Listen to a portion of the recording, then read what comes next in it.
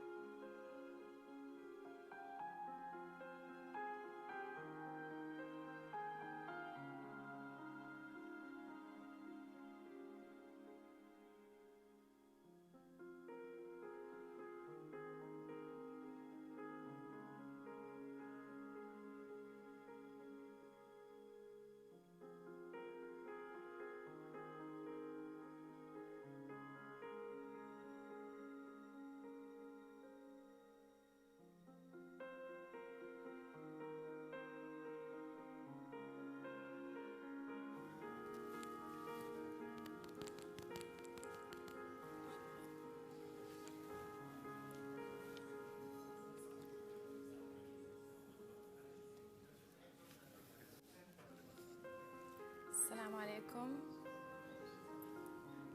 Good morning, all. Thank you for joining us today.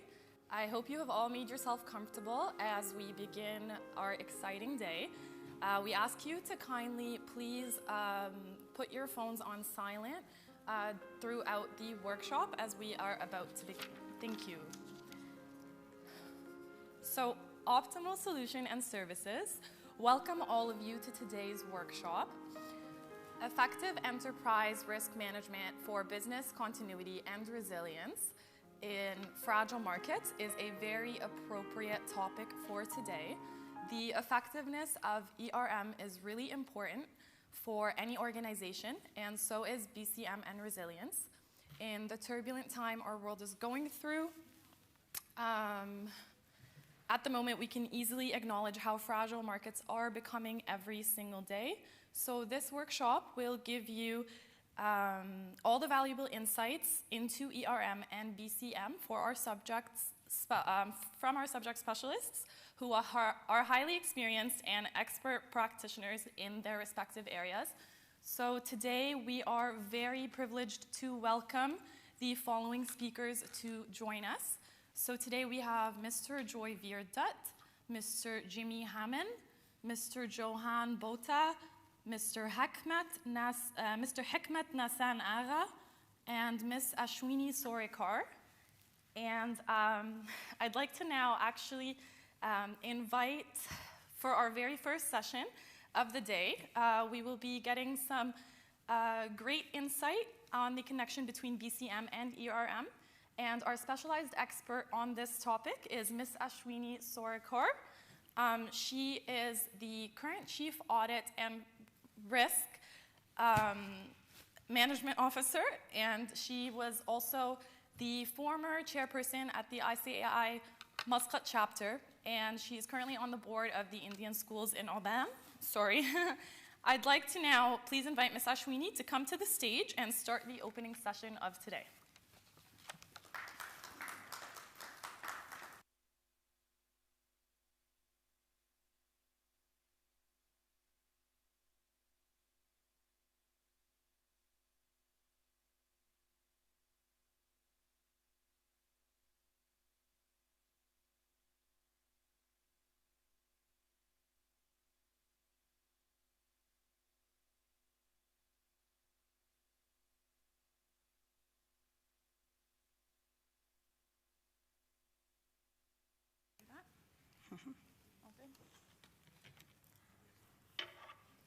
And the presentation, you will be changing the slides? Okay.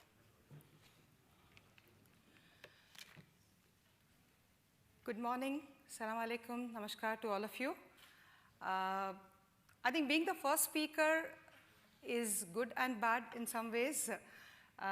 You get to set the tone, so that's a positive thing about it. And you're not repeating what someone else said because you're the first one. But at the same time, it's a big responsibility. And you are kind of setting the expectations for the rest of the day of the event. Let me take you through the BCM and ERM, the connection. And since it's the first session, I thought it's, I hope I'm audible. Yeah.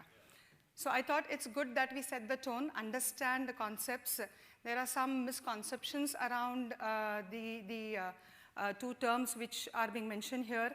And this is through my experience when I've been talking to different people. That's where I've picked up these misconceptions from. So if you can go to the next slide. These are some of the things which people think of.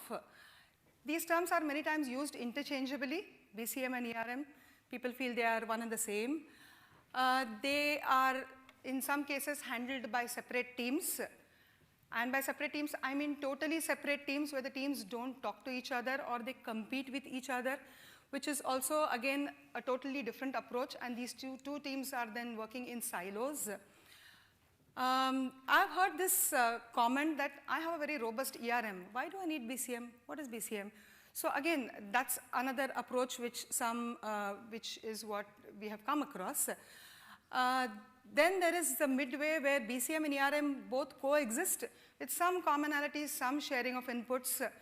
And again, we'll come to what probably is the right approach. And then what comes first, the chicken or the egg, whether BCM starts first and then ERM follows, or ERM starts first and then BCM follows, or they work in tandem. So we'll come to these specific things as we go along. So just as I said, to set the tone, to understand, because maybe some of you are experts in the field, maybe some of you have been working in either BCM or in ERM for some time, maybe some of you are very new to the field. But it's always good sometimes to go back to the basics, to understand what it really means and break down the definition to understand the concept better. So that's the definition of BCP as per Investopedia.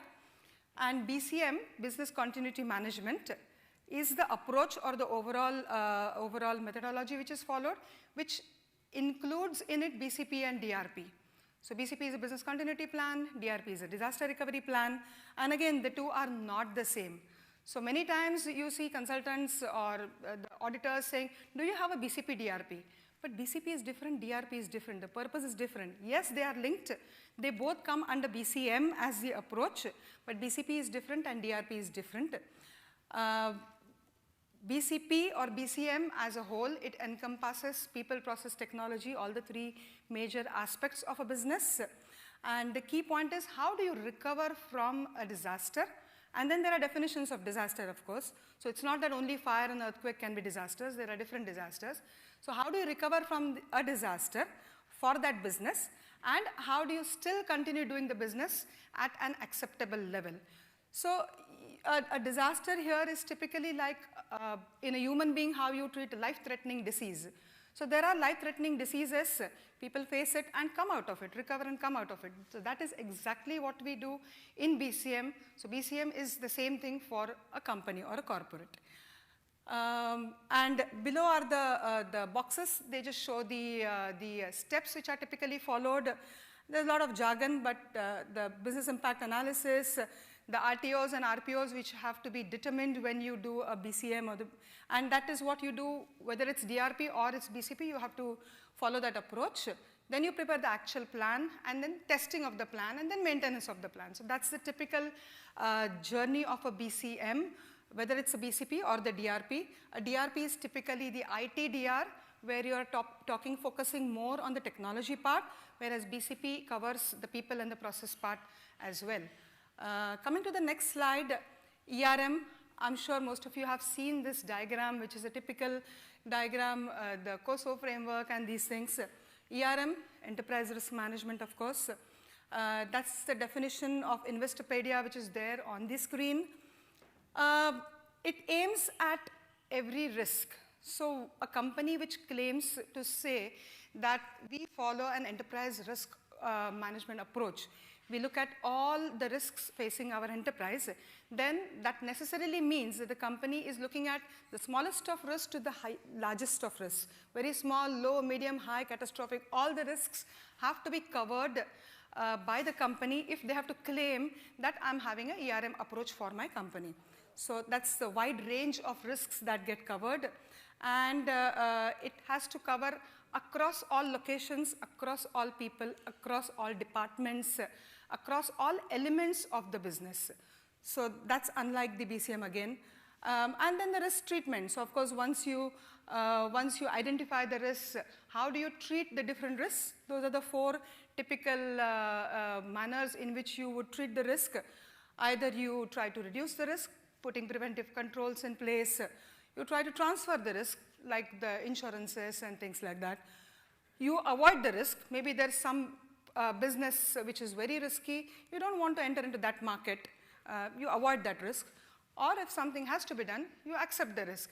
Because no risk, no business. No risk, no profit. So business, doing business itself means accepting risk. So it's just that you accept risk knowing how much risk you want to accept, what is your risk appetite.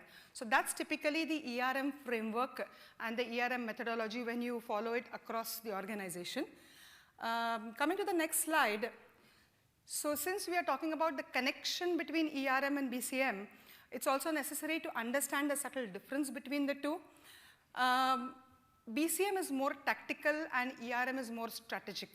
So why do we say that? Strategic means at the strategy level. So it has to have the top-down approach where the risk appetite is defined by the board, then management has the responsibility of implementing the framework, and then each person within the organization, right from the CEO to the lowest person, maybe even the office boys, for example, they have to know how they have to manage the risk in their particular area. So the ERM methodology or the approach is typically very strategic for the business, whereas BCM is tactical.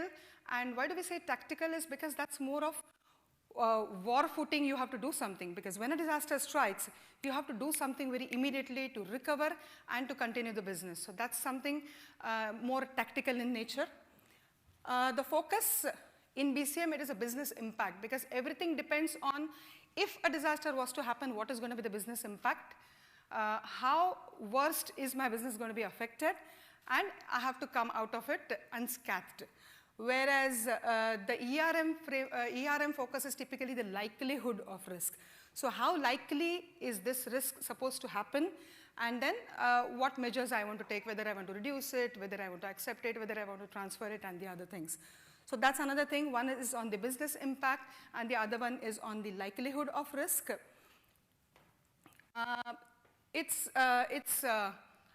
Absence. So the absence of BCM can result in permanent damage and closure of business. So when we say, I mean, normal, and it helps to connect or to link it with a human being. As a human being, normal cough and cold probably are routine things which happen. So smaller risks in business keep happening, and those you deal through a proper, robust ERM framework. Sometimes it takes a little longer to recover from a fever, this, that. But then there are life-threatening diseases, and those are the ones which could result in death if it is not handled properly. So that's exactly what kind of disasters if it's unaddressed, that is what a disaster could do to the business, because the entire existence of the business could be threatened, and that's where the liquidations and that's where business closures happen if it's not managed well. This is required, BCM is required to be used when and only if a disaster strikes. And disaster definitions, as I said, can be different, but BCM, you will need to use it, or a company will need to use it only if a disaster strikes, whereas that's not the case in ERM. Every day, every second, every moment, whether during office hours or outside of office hours, each employee and even the third party which is connected with the company has to be part of the ERM and has to be doing something to manage the risks for that company or of that company business. The first one addresses risks that threaten the existence, and the other one addresses all types of risks that are affecting the business of the company. This is again how it needs to go hand in hand. So yes, we need to understand the difference between the two. On my first slide, as I had said, that some companies, the two functions totally work in silos, or they even compete with each other as to whether BCM is better or ERM is better, but that's not the case. They have to go hand in hand, and it's only together that the organizational resilience can be built. If you see the two boxes at the bottom, so that kind of clearly explains ERM, as I said, has to be done on a daily basis, on a regular basis. BCM kicks in when ERM fails, and BCM has to kick in despite robust ERM. So in the first one, BCM kicks in where ERM fails for avoidable risks. So let's say there are two types of risks. Maybe the fires and earthquakes and the geopolitical related disasters, they are unavoidable risks, or they are not in control of the business itself. So those are the unavoidable risks.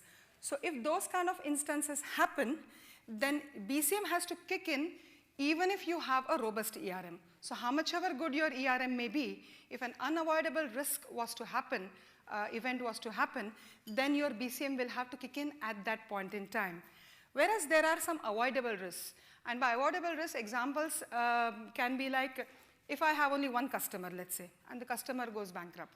If I have only one supplier for my business, and the supplier stops his production line for some reason. So these are business-related decisions which can be easily avoidable. So if these avoidable risks are not managed well, then your ERM has failed. And if in that scenario, the disaster has to happen, like your sole customer goes bankrupt, or your sole supplier stops the production of their services or their products, then your ERM has failed. And that is also a disaster for the company, because that's going to threaten the existence of your business. In that case, also the BCM has to kick in. So both have to go hand in hand, and you cannot start thinking of a business continuity management strategy after the disaster strikes. Hence, one has to be ready with the BCM from day one.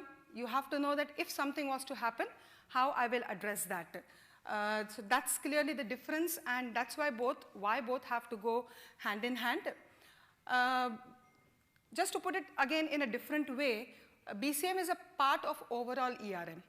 Because as I said, ERM looks after or addresses all your risks, very low, low, medium, high, catastrophic. And the catastrophic risks which are addressed in ERM have to be addressed by the BCM approach. So if you look at it that way, BCM has to be part of ERM, and ERM, a robust ERM cannot be complete without having taken care of BCM. And how do you do BCM very effectively? By using the ERM methodology. So that's how they go so hand in hand. They cannot be thought of differently. But does it mean you should have an integrated function to look at it? No. The approach has to be integrated, but the functions have to be different. Why?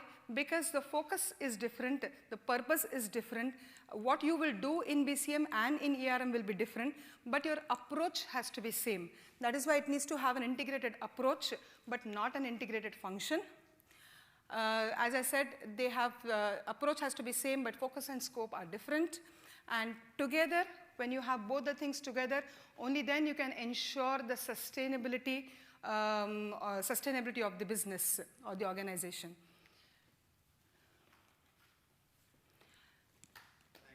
Thank you very much. I hope I've set the tone. Any questions now or later are most welcome from any side. Thank you very much.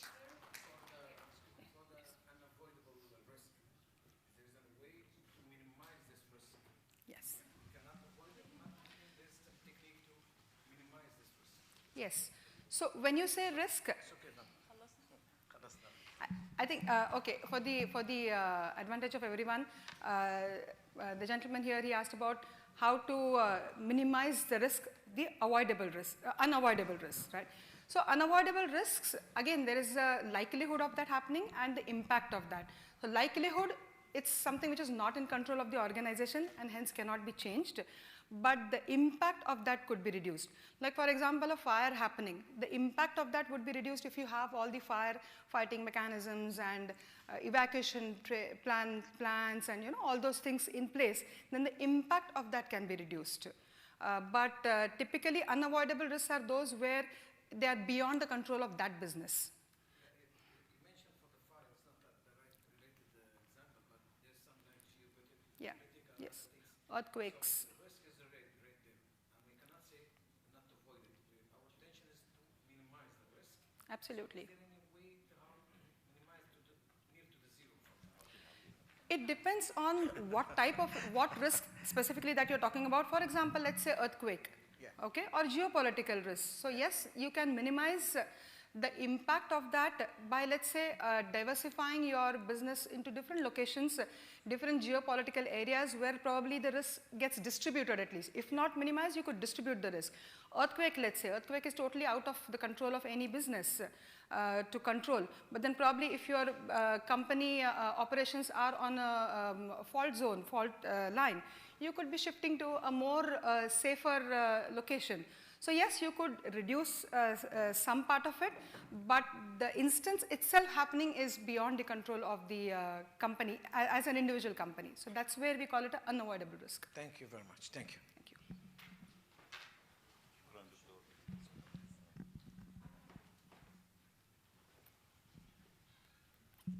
Thank you, Cheryl, for your informative presentation on the BCM and ERM. I just have one, I don't know if it's a question or inquiries, but can we take incidents, that happens, so incident-based, risk as a risk. So it's not because when you defined it, you said it's the likelihood of happening. So sometimes we do, in the operations of a business, we do face with incidents, and the severity of incidents varies. So some of these risks, can we take incidents as a risk when we do our risk assessment? Thank you. Incidents as a risk? Sorry, I didn't get you. Like let's say, in an organizations where you have, can we give the, the hacking or security, Yes. the cyber security. So that's an incident. Yes. Yeah. So when we do a regular risk assessment, Yes. can we take it from the incidence perspective or only the likelihood? Because this is what I wanted just to make. Hacking, to me, That's an example I gave yes. only. It So could be a leaking, it could be, again, any other things. The pandemic, the whole COVID Yes. made a disruptions in our Yes. all institutions, yeah? Yes, yes. So that was, again, it's not incidents, but it was a catastrophic throughout the Yes. globe, yeah? Yes. So I just gave that as an example. Thank you. Right, right. No, so, and specifically picking up on that example also, one would look at that event happening, like a hacking happening. It is an incident, but that will have to be, so you will have to again put in all the preventive controls, measures, and plus the risk transfer. So that's where the cyber insurance probably comes in place. But it will have to start from, so all the 4 aspects of managing the risk will have to be addressed. It is an incident and it will have to be treated as an incident.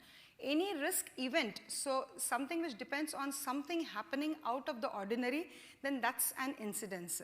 Something which is your regular business operations and it could go wrong, that's probably more of a process failure. But if something external happens which affects your business, that I would typically call it as an incident or incidents which is affecting which is causing a risk, which could be having an impact. I hope I answered your question.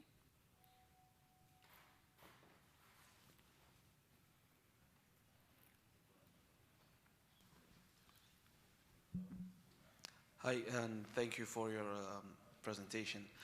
I have a question regarding the linkage of BCM and disaster recovery plan. When do you say that you stop the BCM and start the disaster recovery? Like for instance, if I have a station and an incident happened that requires you to stop and you cannot continue business by any means possible. So how do you identify whether this now we apply the BCM or we shift right into DRP? And if there are 2 separate teams, is there a way to set a governance tone and well, the stoppage of someone's role and the interfering of the other, and yeah, how do you combine both or how do you separate both? Okay, so if I get you right, your question is more on the BCM or the BCP maybe and the DRP, right? So as I said earlier, BCM is the approach that you would follow, the methodology which you would follow to make your plan, which will include the IT disaster recovery plan and which will also include your business continuity plan. Now when an event or a disaster happens, at that time, first thing you have to do is to recover from that. So if there is a damage, you have to recover from that damage and then you have to continue your basic business, the critical operations, the critical processes of the business which are bare minimum required to ensure that the business is able to continue. So it will depend on every business how much time you take to recover from that, and the RTOs and RPOs, the recovery time objective which you would have defined to decide within how much time you want to recover, that will also be a guiding force to decide. Maybe I'm saying if it's a bank, let's say, I will not be able to afford even 1 minute of delay in the operations to start back. Maybe if it's some other business, probably you could live with 1 day business not being operating, let's say. So that will be guiding as to how much time you have to recover, how much time you don't mind losing, because any methodology to be put in, any plan to be put in, it will come at a cost. And I think the one part of your question is when do you go back to the normal function, normal operations? That is what you meant, right? So I think that will again depend on the disaster that has happened. So if a disaster has affected your IT systems, let's say, like a hacking incident, then you will have to go back to your normal function when all your IT systems and things have been recovered back to normalcy. and you are able to function at the full force. So it will depend on what measures you have put in place, how much you have invested, and how soon you want it to be recovered and to be back to normal.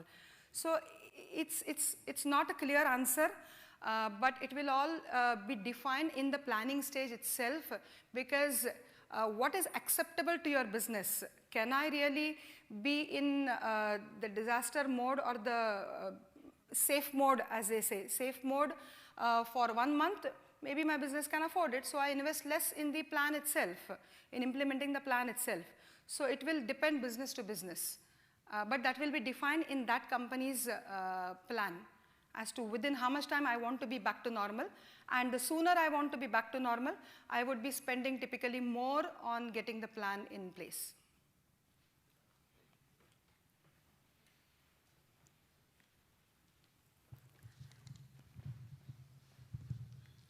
Assalamu alaikum.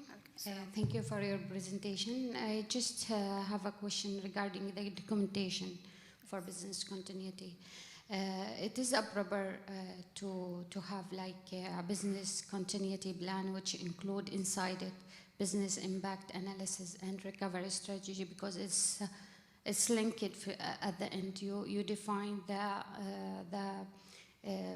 impact or the risk in a specific function, and then you define the way how to recover if something happened to this.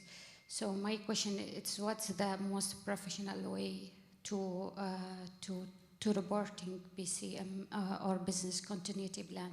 To document the plan, you mean to document the plan.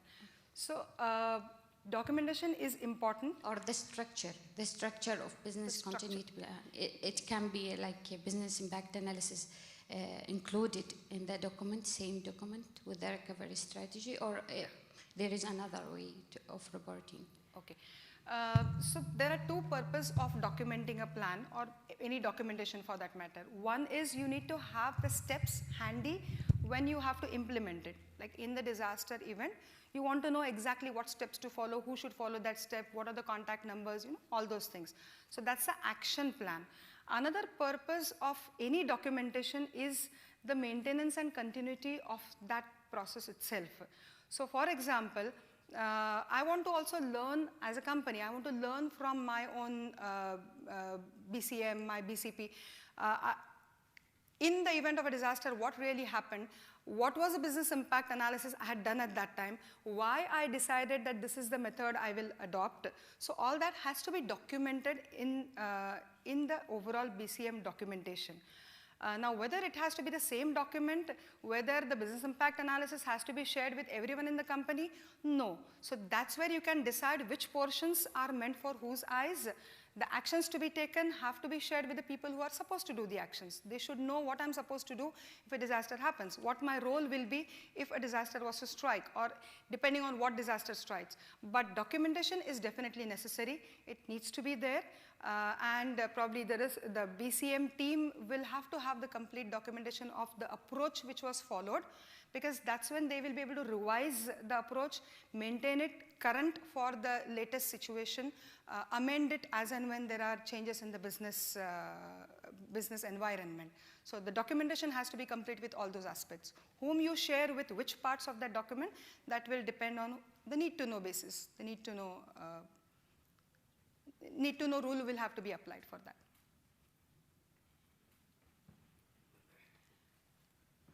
All right, so thank you very much.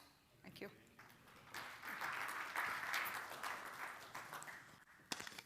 Thank you so much, Ms. Ashwini, for the great insight on BCM and ERM. I would like to invite Ms. Amara Ibad Ali, or Mr. Mandeep Singh, or both, from OSS at this point, just to show their gratitude and present a token of appreciation to Ms. Ashwini. If you could please remain with us on stage for a minute, sorry.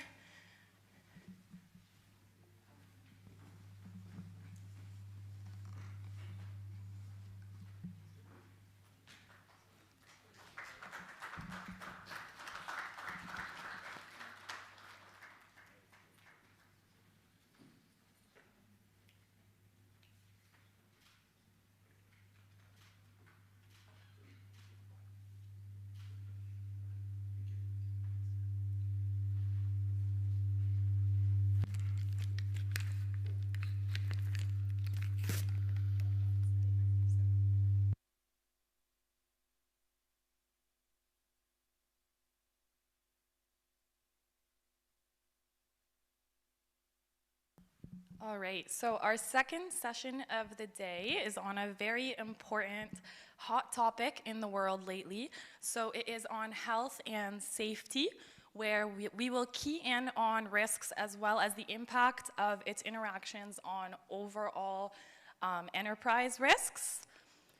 So our specialized expert on the topic today is Mr. Joyvier Dout.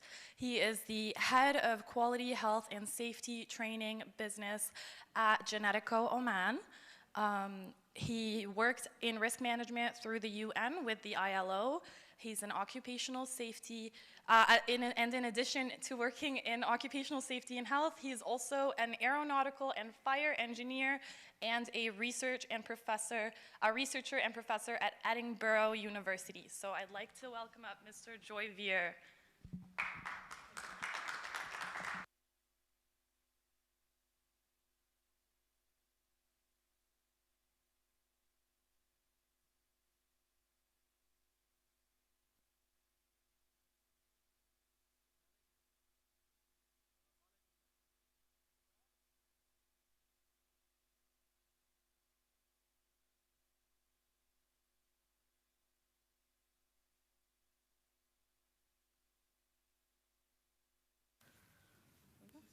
Well, now I am audible.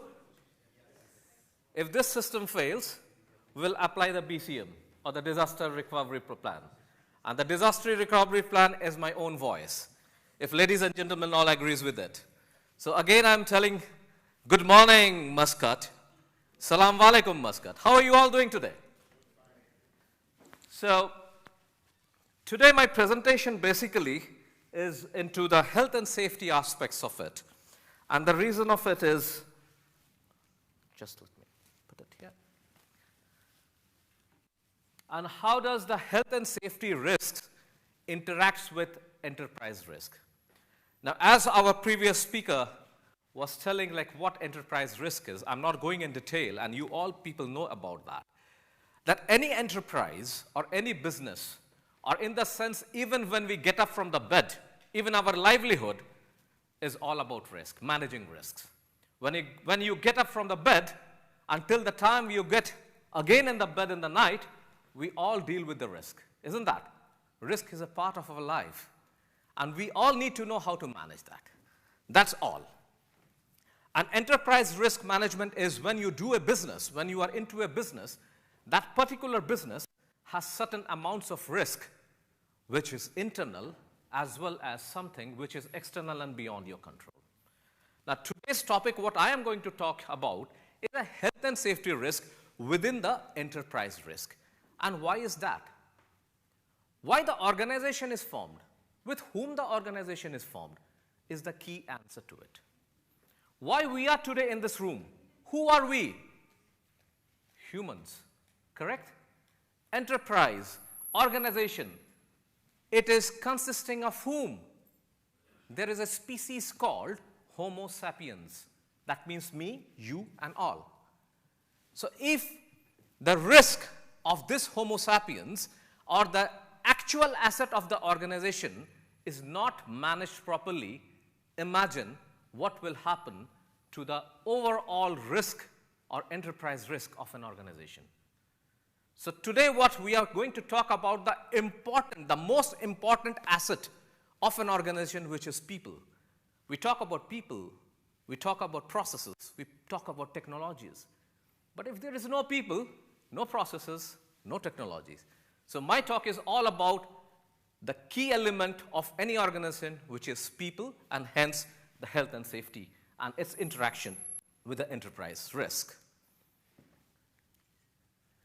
Now, I wanted to show you this picture. We all know about risk, right? Risk is a part of our life. Imagine a small boy who is facing the sumo wrestler. What is about it? He knows that he cannot manage the big sumo wrestler, but sometimes the requirement might be. Similarly, in any organization, when you work upon, and there would be some situation comes like that, and how do we deal that? Similarly, when we swim, for a fun purpose or for what, in the open ocean, we do not know what is in the ocean. There is something which we are not aware of, which is not, we are not seeing that risk, which is not a visible risk. When we are doing a scenario planning or when we do a horizon scanning, some of the time the risks we might not see. So how do you manage that? That's also a part of our life. Third, which looks a little funny, would you ever hold a bullseye on a soldier's gun, in front of a soldier's gun? Probably that's absolutely avoidable risk. We must not. My life is at risk. Your life will be at risk if you do that. Isn't that, ladies and gentlemen? Now,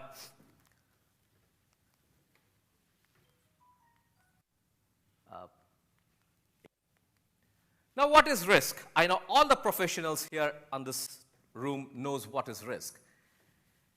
As per the literal meaning, it is a situation involving exposure to danger. And exposure to danger is intrinsic. It's absolutely intrinsic. Every, not only human being, but every creation on this planet Earth has risk for surviving. Now, another definition is, it is a product of the consequence and probability of a hazard event or phenomenon. The risk is like, we call it a very easy formula, it is nothing but probability times severity. And the risk is a potential of gaining or losing something of value. Now, for example, I'm walking here, and while walking, probably I drop, say, 25 cents. It does not matter to me. That 25 cents is not a value to me. So losing it probably is not that big risk. But if while I walk here on the dais and I lose $1,000, it matters to me. That's a risk for myself. So that is what it says, that it is losing something of value. Please understand, risk is not losing everything. Risk is all about, from a business perspective, risk is losing something of value. And when we talk about health and safety, what is that value? Life. Life. It is not replaceable. It cannot be replaceable. Now, what is risk? Many people say risk is equal to uncertainty. What we cannot see is a risk. Beyond these doors, beyond that door is the risk. Is it so? The answer is no. Risk is not actually uncertainty. Then what is risk? Risk is equal to uncertainty that matters. For me, it is within the context. You have to draw the boundary. You have to draw the context within which the risk matters to you. Probably the risk for you might not be the risk for me. So it's very important, ladies and gentlemen, to draw the conclusion, to draw the box, to draw the line, to draw the boundary of your context for that particular risk. And which is why we call risk is equal to uncertainty that matters. Now, according to ISO 31001, you all know what is ISO 31001. Risk is the effect of uncertainty on objectives. From a business perspective, every business has a business objective. If that risk is hampering that objective of yours, that is a business risk. If that risk is not hampering your business objective, it is not a risk for you. Be smart on that. For example, your neighbor has certain issues, but that issue is not hampering your survivability or your goodwill things, anything.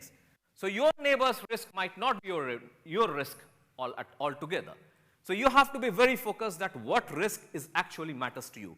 And when we call from a health and safety perspective, because we are dealing with people, in my organization, the people working for us is absolute value for us. It's a value for us. And which is why the risk of human, the risk of people does matters to us, does matters to an organization, which is why health and safety risk is the key risk factor in any enterprise risk of any organization. Now, what is enterprise risk? You all learned people know about it, which is why I'm not going deep into it. Just a sort of a model which we have created. Like enterprise risk is basically a basket of all the risk if you talk about. It is strategic risk, it is operational risk, it's financial risk, and I call something also as human factor risk. And actually, if you see, when we do business, the business is done by the humans. We all are into our psychology, isn't that? My psychology is different than your psychology. How do I think? You probably perceiving a risk in a very different fashion. So there, the human factor comes into play. And any enterprise risk, when you do an enterprise risk, and after that enterprise risk, you do whatever the things like strategic risk, operational risk, tactical risk, and whatsoever. The one key element I always advocate is to think about human psychology. How do we as a human think? As much as possible. There would be definitely something which will be beyond the dose, but that is very important. Now, in human risk factors, there are very key elements comes up. And one of the major key element which comes up that we call is better of assessing frequency than probabilities. We are wired as such. Humans are wired as such. Our brain is being wired naturally to assess frequency more than the probabilities. What is that? If something in my lifetime happening, we can know that how many times it happens. Or if I may give an example, it is again within the context. If you take a coin and I say 0.5% is your chances that when you flip your coin it will be the head, and the context is infinity. Half of the time you will flip the coin 2.2 heads. But that what happens is it gives the frequency. The probability, basically the frequency something is relative. Always remember the frequency is relative. And probability is what? How many times it will occur. So human brains are like that. It is designed. But when we do the exercise, when we study the material, when we talk to the experts, our human brain can also be trained in assessing the probabilities. That is what from a human factor. And many accidents, I will be doing a case study on that. How does it happens? And the second is confusing during complex situations. Human brain. Our human brain normally are linearly fashioned. Linear. We think linear. We love linear things. We do not love complex things. And that is when we assess the risk, we do not see a lateral view of it. And that is when the point we miss many of the risks which may come for our organization. Then third is halo effect. How many of you are aware of this effect, halo effect? Halo effect? Well, I will tell you, it's very interesting.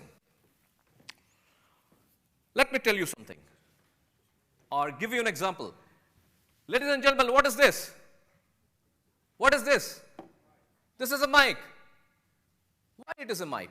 Because somebody has said, and all your life you know it is Mike. But Mike is a person's name as well. Correct? Correct or wrong? We are calling it Mike because somebody else in our life, we know that somebody has called itself Mike. That is what is halo effect.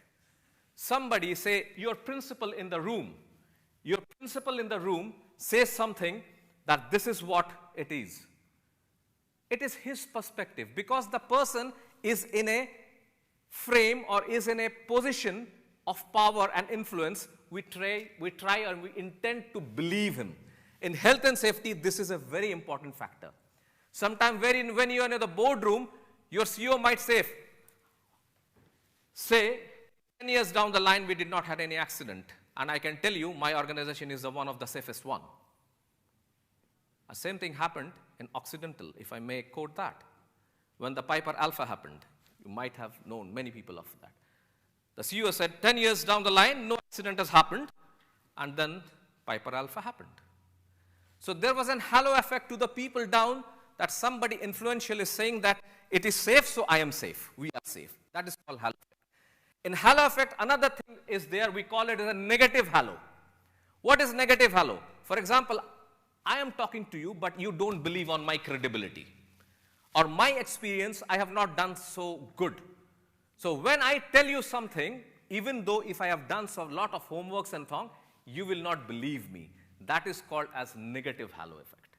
And these two effects extremely affects in health and safety risk assessments. Another one is recency bias. Now, recency bias is very important thing, that how important is that subject to you and how recent is that event has occurred to you. For example, if I may say something, guys, are you aware of 1920 Spanish flu? How many of you are aware of 1920 Spanish flu? Please raise your hand. I can say 1, 2, 3, 4, 10. Well, now let me answer a question another. How many of you are aware of COVID-19? Please raise your hand. How many of you are aware of COVID-19? Almost all. That is what is recency bias, because 1920 and 2020, 100 years. Something immediately has happened. It's ingrained in your brain. But Spanish flu is not ingrained in your brain. So when you do enterprise risk assessments and all, it's important that within the scope of your enterprise, you also need to show some historical data with some researchers. That's very important. The next is confirmation bias. We all, as a human being, have been bitten by this bug called confirmation bias. I want confirmation as whatever I say. You want confirmation of whatever you say.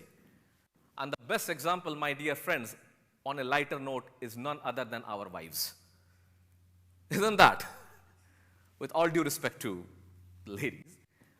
My wife wants everything to be confirmed by me, even she is wrong. That's a confirmation bias. And in risk assessment, it does happen. If I'm in a strong position, say I'm the head of the department, and I said, this door is dangerous.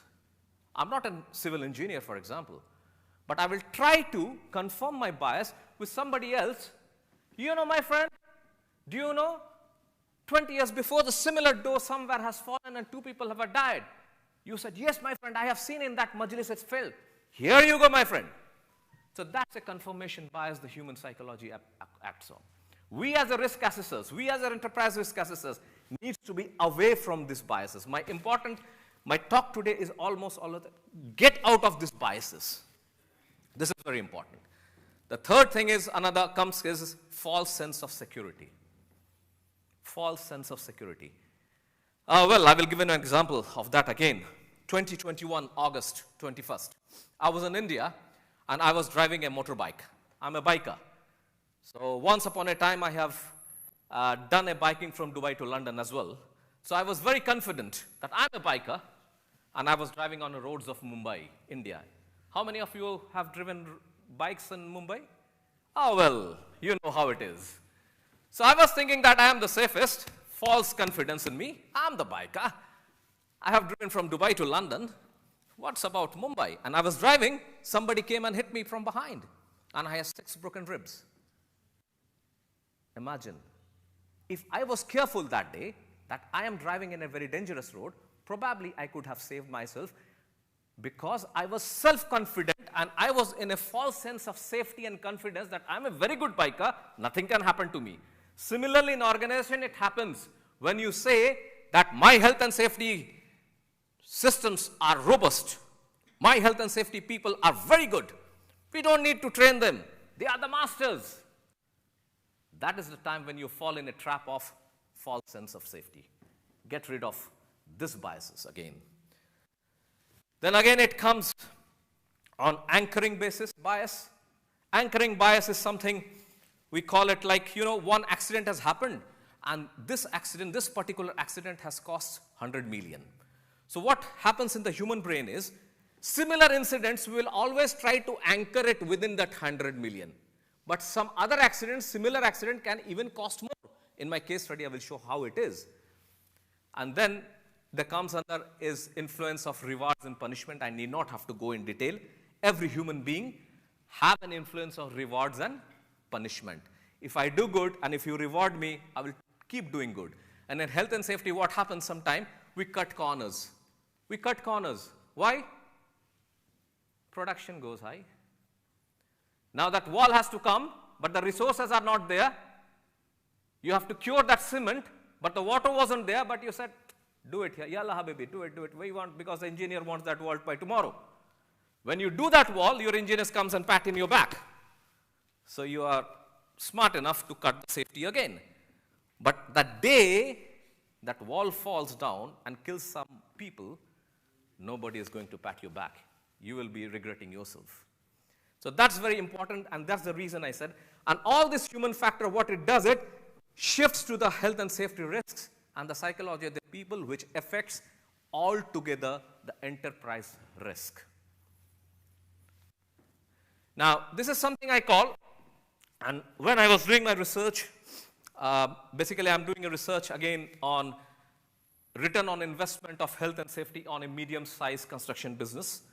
So during my research, I found out this one, and it's very interesting. We call it as a bullwhip effect you might be knowing in supply chains, right? Bullwhip effect and ripple effects. But in health and safety, how does it relate to?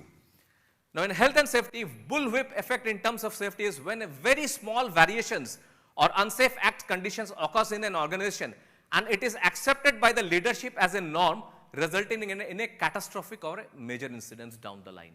So small things happening in your organization. For example, small thing, right? You all accepted. I did not fall. I'm back on the dais. Near miss reported? Probably not. Because it's a small thing. Joyver has just stepped on. But because there was no boundary, accepted as a norm. Accepted as a norm by the leaders of the business. Someday, 2 days back, somebody else comes in, walks in, and falls and breaks his shoulder because of the bullwhip effect. Because of we accepted something which was not right. Similarly, what happens is a ripple effect. After a major incident has occurred, the brand equity and financial losses can take a long time to recover. And these ripples can not only affect one organization, but entire sector. What is that? After a major incident has happened, after a major catastrophic incident has happened, the brand equity of that organization, that means reputation, is at stake. Correct? To build that, you need ages. Similarly, the financial losses can be in billions or millions. To recover that, you need again some years. Moreover, for example, if you are in a construction industry, and something has happened, it does not only remains in your company, but it can affect the entire company, entire sector, construction sector.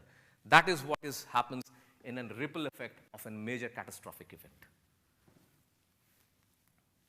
Now, a quick case study. I think you all know about it. Excuse me with the graphics, but I seriously wanted you to see what happened in 1984 in India in Bhopal gas leakage. The Bhopal gas tragedy happened in 1984 in India. I think many of you are aware of it, right? A gas called methyl isocyanide gas, or we call as an MIC, which is very poisonous, leaked from the plant of Union Carbide and killed around 2,259 as per the records. As per the records. And effective 500,000 people in nearby area, even when I am speaking to you today. The children are getting born even while I am speaking to you today in that area without hands, without feet, or with missing vital organs. This is the effect, the ripple effect of that catastrophe. Now, I'm not going in detail what has happened. Basically, it was a complete failure of risk, complete enterprise failure. that from a design where the gas has to be put and when it was washed, the water has to be put, it has to be marked with a red and blue, so the operator should not have a human bias. That was not done. So the water was pumped into a wrong intake, and where the methyl isocyanide gas was there, it came up and it flew all across, and many people died even while they were sleeping. So I'm not going in detail into that what has happened. Another very important factor was, see from an enterprise risk assessment, plant initially welcomed at Bhopal for its economic potential. When the plant was coming, the people, the Indian government and the people from there, they were welcoming. Wow, we are getting the plant, we're getting an employment. Located 2 miles from the city center, surrounding population expanded significantly because of the construction activity, economic activity was increasing. Government classified plant as general, non-hazardous, even though the process was having this MIC, methyl isocyanide gas. And after this incident, they said that a hazardous industry zone should be there within 15-mile zones. Imagine, after the incidents, post-incidents, the government of India said, no, hazardous industry should be out of 15 miles from the city zone, and that particular industry was done and was facilitated within the 2 miles of the city center. That's the entire collapse of enterprise risk. Full collapse of that, because no thought of it. Nothing was thought of it. It was purely on the basis of economical gain. And what happened after that is very interesting. I'm not going in detail. The failure was actually a health and safety issue overall and was preventable. It was quite preventable, but affected the enterprise risk, enterprise which is called as Union Carbide. This incident made Union Carbide to close its business interests in India altogether. The case has gone to ICJ, International Court of Justice, and that time and still today, Union Carbide has immense reputational loss. Even today, Union Carbide, you hear about it, that Bhopal one, the first thing comes in your mind. Now I'm talking about dollars, very important for businesses. That time, 1987-89, when the courts were giving this thing, around 500 million US dollar was spent. 500 million US dollar was spent in 1989 out of court settlement. Unrecorded, other cost, unaccounted for. Now let me get into the ripple effect. 1989, 500 million US dollar with inflation rate factored in. Today it cost this much. How much is this, ladies and gentlemen? 1.2 billion. Isn't that? You can check on what is the ripple effect of a catastrophic. Why? Because of a failure of an enterprise risk assessment. Why? Because the health and safety risk was not managed properly. Thank you, ladies and gentlemen. Thank you, Mr. Joyvier, first off, for teaching us that sometimes neglecting the calculation of your risks gives you the opportunity cost of breaking 6 ribs. And also thank you for enlightening us with your knowledge on health and safety risk management. I'd like to, at this point, again invite Ms. Amar to the stage to show our gratitude and present you with a token of appreciation. Thank you. Sorry, yes. Please go ahead. Yes, please. We have time? Okay, perfect. Sorry. Yes. Yes. Thank you, Doctor. Thank you. I am Salim Naamani, of course, and thank you for your lecture. I have a say risk bring rizq. Rizq is a health in Arabic. So risk bring rizq. Correct. Whenever there is a risk, somebody else will get wealthier. Like whatever happened in COVID, we have IT technology boost. True. We have people, hospitals, more modern now technologies are there. Of course, there are some side effects on the others, business collapse, of course, but now we are here we win in the final. Correct. Thank you very much. Thank you. Thank you so much.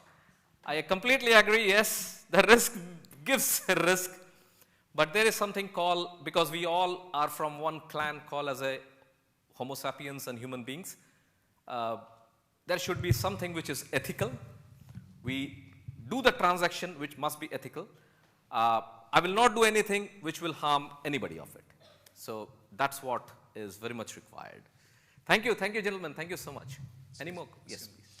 I just want to comment on one thing. The same government has given permission to have this plant within 2 miles, right?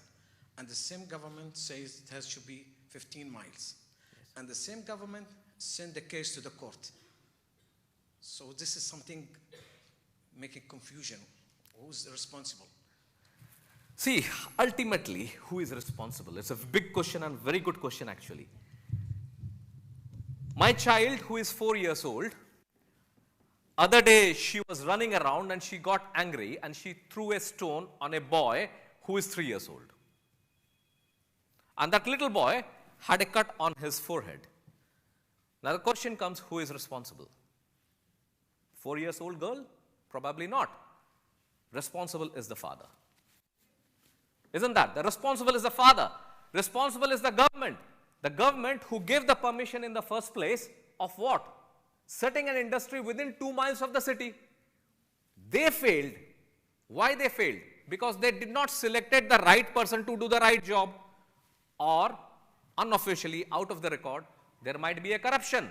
I'm not saying that maybe you all know about it. There were some certain corruption. There was lack of governance, if I may say. There was lack of governance which has happened. 2 miles set. Habibi, how could you do that? Now you did count how many millions dollars being counted, how much the effect.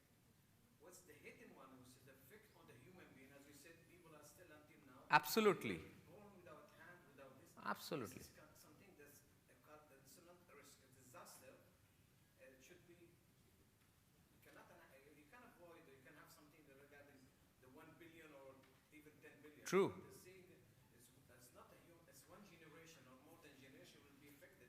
Absolutely. Yeah. Yeah. I agree with you. And if I may quote with you all permission in Holy Quran in Surah Maida, verse number 32, if I may just translate it in English, that Allah Almighty has said to us that if you save one human, I will consider that you have saved all humanity. So it is a commandment of God, and we all human beings needs to follow that. And that's the things we all human beings has to be there today, and which is why health and safety is so important. Hi. Joy here. Yes. Here. Right hand side, Joy. To your right. To my right. Yes. Yeah. In fact, COVID has really given opportunity, particularly to consider risk from health and safety perspective. So, what is the best or ideal risk management tool or technique you suggest? Let's say a board meeting or senior executives, CXO suits, people gathering together and something comes up. So for the organization, that is a biggest risk, or top executives together and something goes wrong. So in risk management terms, what is the best ideal way to approach? Well, if I have such situations. Yeah, if I have understood your question rightly, you are saying that in a board meeting, if people are sitting and discussing about a risk, if something goes wrong out of the blue, what to do? Not discussing. Okay. I'm saying something goes wrong within that boardroom itself. Okay. So because like COVID has also. Yes. So safety, what we generally look risk from the operational point of view. Right. As you rightly said, the human resource, that's the biggest risk. So let's say executives Right. are traveling. Right. What I heard is like Unilever people used to travel a lot for the regular meetings. Yes. After COVID, they have really thought on that, and then they restricted their travel. I understand, and you are absolutely right, and a very good question again. Now, I always had I would not say argument, but a discussion whether COVID-19 was a black swan event or a grey rhino event. Now, are you aware of what is black swan event and a grey rhino? It is a white swan. Yes, actually yes. Now, many people say that COVID just came out of the blue. It's a black swan. We did not thought of it. But if you see in a hindsight, there were signs and signals of MERS, bird flu and everything, SARS in Middle East. So for some experts, risk experts, they say, no, it was not a black swan, but it was a grey rhino. Now, to answer your question, in case if something happens in the boardroom, now we know that, yes, COVID is there.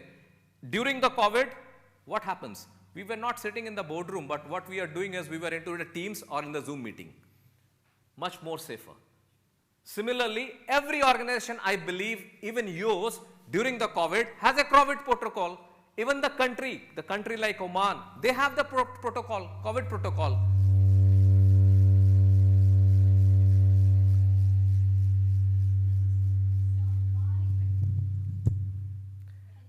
For example, the system of people coming from high-risk area to the airport, even today, you might hear that there's something, more cases are going up in China. So some of the airports, they have said that if you are coming from those high-risk zone, you have to have a RT-PCR, you have to have a vaccination.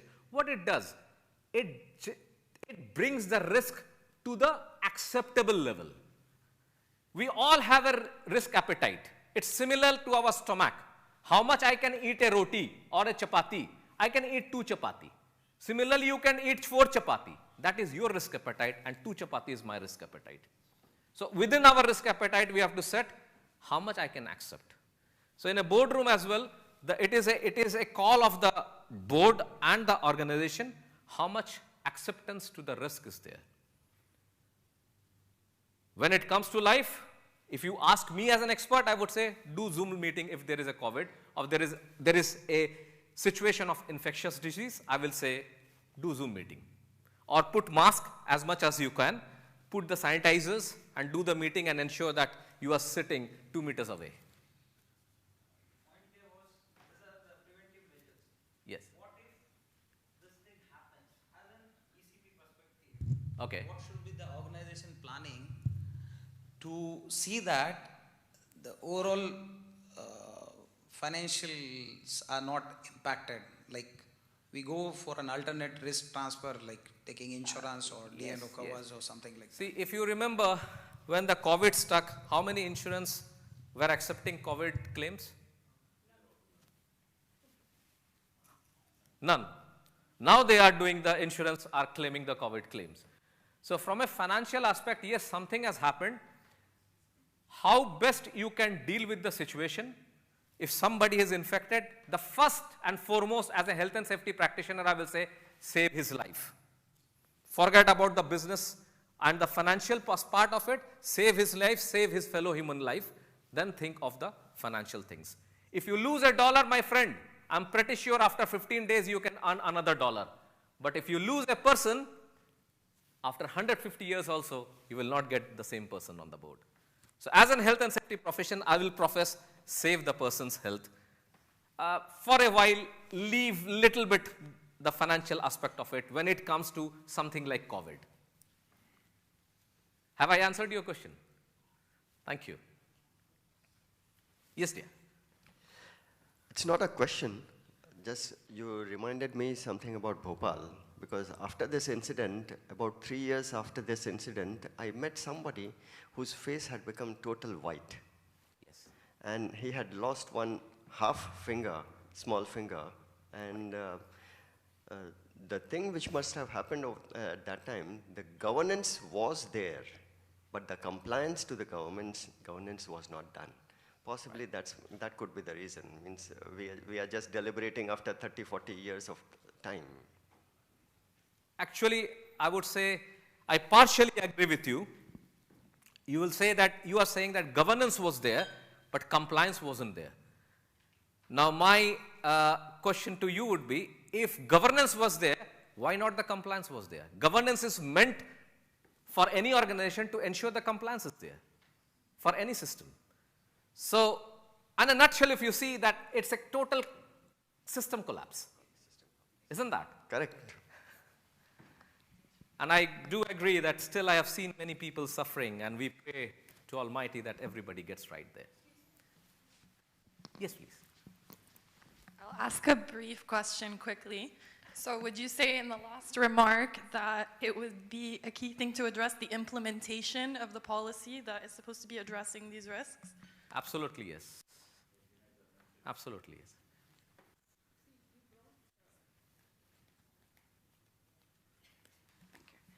You brought a very interesting, the components, which are health and safety, as part of the risk. Now, when we see most of the organizations, mainly gas, energy, they are very much into the health and safety. But if you look around, most institutions, government, non-profit, I don't know, I have not seen much of health and safety standards, governance, policies embedded within their, government. So how we can really put that as a part of the business or objectives? We see others, because let's give an example. If we look at PDO, they're really so much into the health and safety, and that's why they have ensure all the occupational health and safety standards, and they want to be compliant because that's a very high risk there. If we go and see into the, let's say, health entities, I'm not really sure. Okay, maybe there's some precautions, and I'm sure there are, especially for the infectious diseases. Right. Now, let's say because I come from financial institutions, more of a government and a regulator, I'm not sure if there is already such a things to embed, make it like it's part of the organization's must, occupational health and safety, to be visible, to be really implemented. As you nicely put it, it impacts the assets, the human resource. Yes. And while I was driving, I was just hearing in the radio, and it says, a few years, maybe not a few years, but in the coming years, maybe the artificial intelligence will take place, so a lot of humans will be not there, and we have to take care of, these artificial robots will be invading us. But I'm just thinking of how the human assets we really need to be at an institutional level. We have seen a lot of ISOs, in the quality management. Right. We have seen a lot of ISOs in the risk management, in the environmental, but they touch upon only these institutions that they have related into the field. Correct. So, thank you. Thank you, and fantastic question, actually, madam.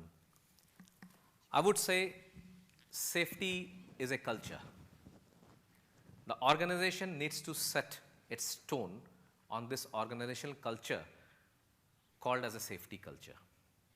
Now, as you pointed out, right, that in oil and gas, the safety culture is something which you really see, that everybody is aware of that safety culture. And there is a reason for it, madam, I will tell you. I come from a country called India. Now, I will tell you something, and you can understand the difference. The cost of the human, the replacement cost. Let me be very clear on that. If something happens on an oil and gas, of a technician, oil and gas technician, to replace him, I have to spend a lot of dollars into it, because he is a competent fellow.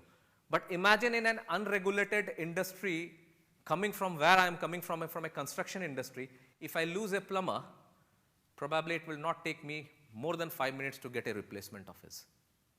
Isn't that? So there, what happens, the cost of the human, number one. So how can I say that this cost of the human is mitigated? Once as a CEO of the organization, the owner of the organization, everybody in the organization takes on the philosophy of the safety culture, that everybody, human beings, has to have a culture which is called as interrelated culture. Now, health and safety cultures, there are many phases. Maybe in some other talks we can talk about it, but it's very important that we take, all the organizations should take it as a factor that safety culture should be embedded into the organizational culture, and safety should not be priority. My closing statement will be, safety must not be priority for an organization. it should be a value to the organization, because priority can be changed tomorrow due to the situation, but value never changes. Thank you.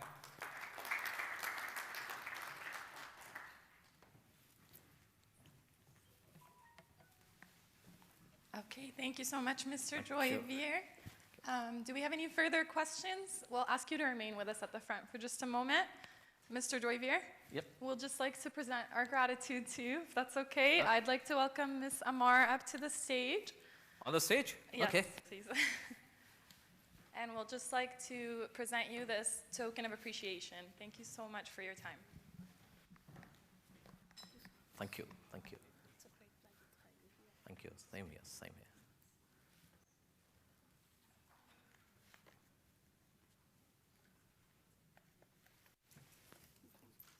I will do that.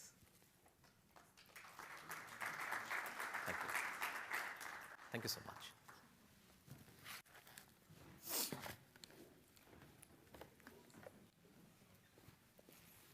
I think here you go. Thank you so much.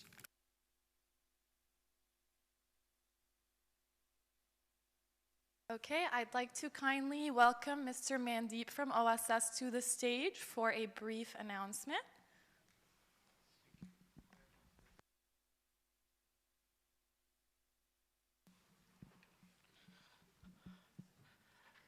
Good morning again to all of you here.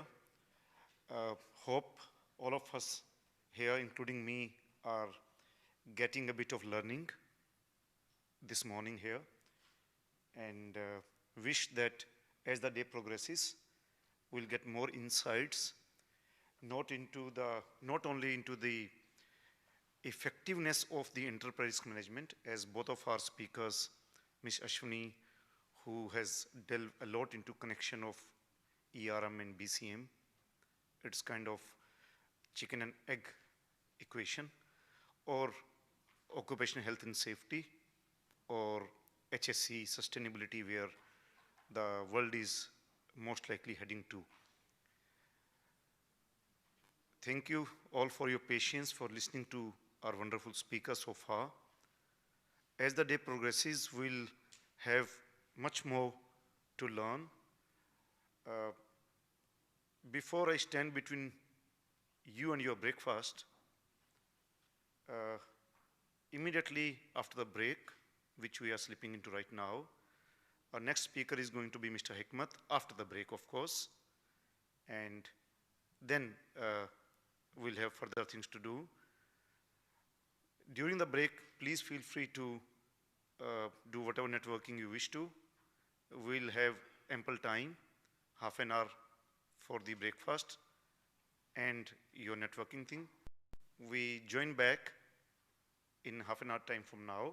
And since all of you have taken your busy time from your working day today, I'm quite sure you might have some emails to answer, some phone calls to do, and some other pressing business demanding things. So thank you so much for sparing your time. See you back in half an hour. Thank you. Thanks.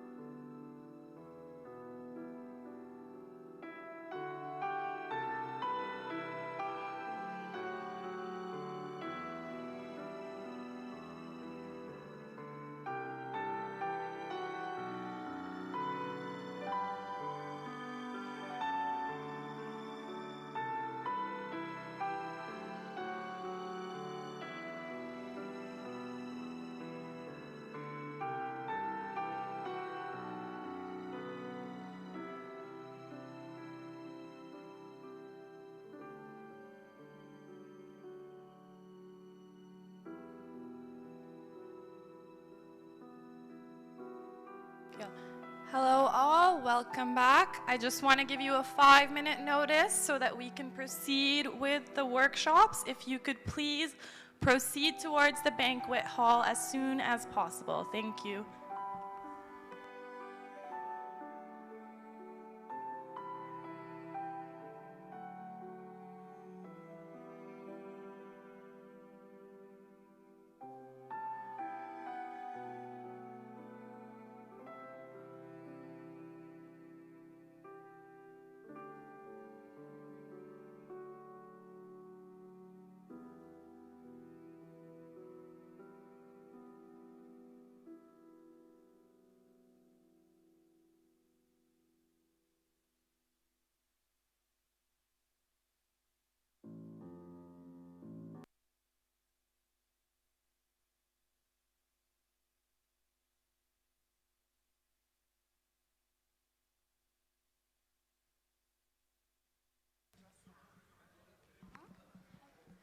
We would like to welcome everybody back to the banquet room, please, so that we can proceed with the next workshop. Thank you.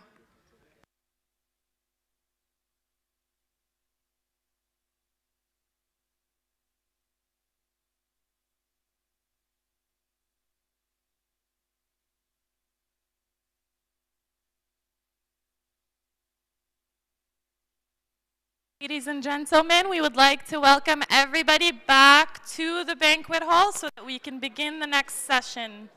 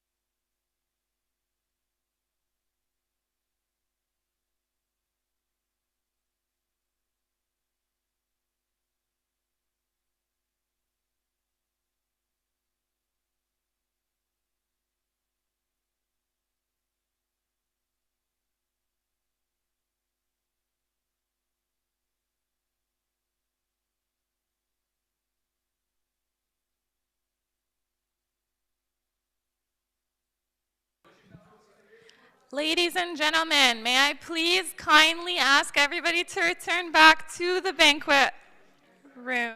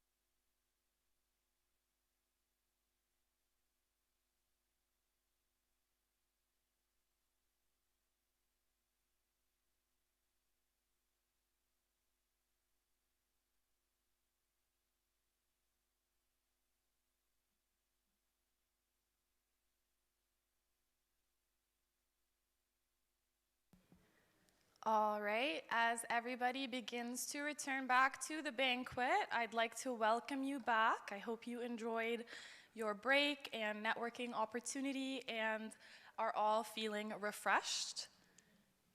Our next session is on ERM and BCM within the insurance industry. People are walking in, okay. Our specialized expert on it is Mr. Hikmat Agha. He is the GM of Tamkeen Business and Investment, which focuses on partnership management and partnership management consultation. He's an expert in ERM within ISO standards, and he works within the financial and telecommunication markets. So please help me welcome Mr. Hikmat Agha.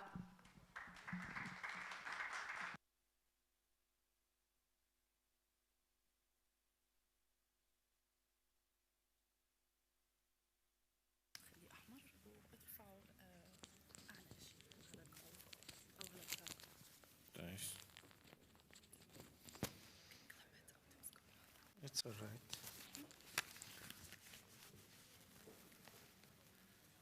Assalamu alaikum. Thank you, everyone.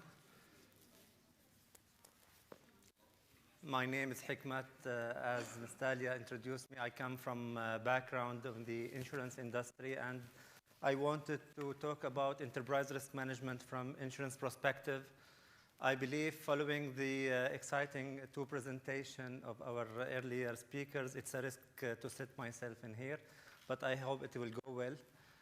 So basically, my presentation is focused about a personal experience on how to push the business continuity plan into the organization, and hence the earlier presentation were a little bit more general into defining the relation between business continuity plan and risk management, and with health and safety with Dr. Joey also, which was an exciting and a lot of learning there. I would take a step back to tell what is pushing imposing ERM in organization in general, beyond gas and oil and gas industry, which is initiated by emissions inside the industry itself due to the risk factor that the business has. In the financial and insurance sector in particular, it was pushed from regulatory aspect. The regulator pushed, they want ERM, they want to impose it, they want to have it, and they push it on the boardroom to have documented risk management. And then the corporate started looking, okay, we want to, what is risk management? Let us put it. And here it started to develop, and I believe this started like 10 to 12 years back where it started to impose. And we were looking at this from insurance perspective, where our core business is dealing with risk. It's interesting because I believe in any organization, the true risk manager of a corporate is the CEO, where all the risk and decision has to be made.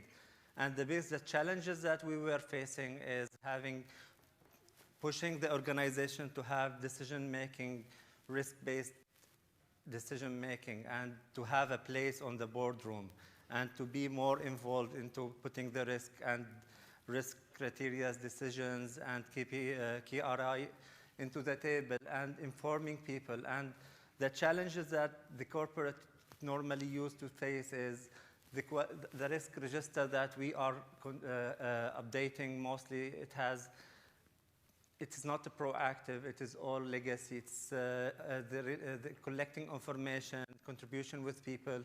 It's all challenges because all the risks that we have is qualitative, not quantitative, where we need to put how to eliminate and define what are the risks that we need to look at beyond the policy, to put things in practice.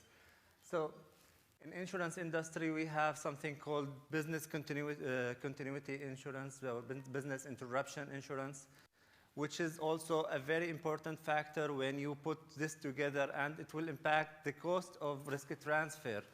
And so if I move on, I believe, so basically this is the definition, or what could be the importance of having business continuity plan into the role if making the business keeps going on, and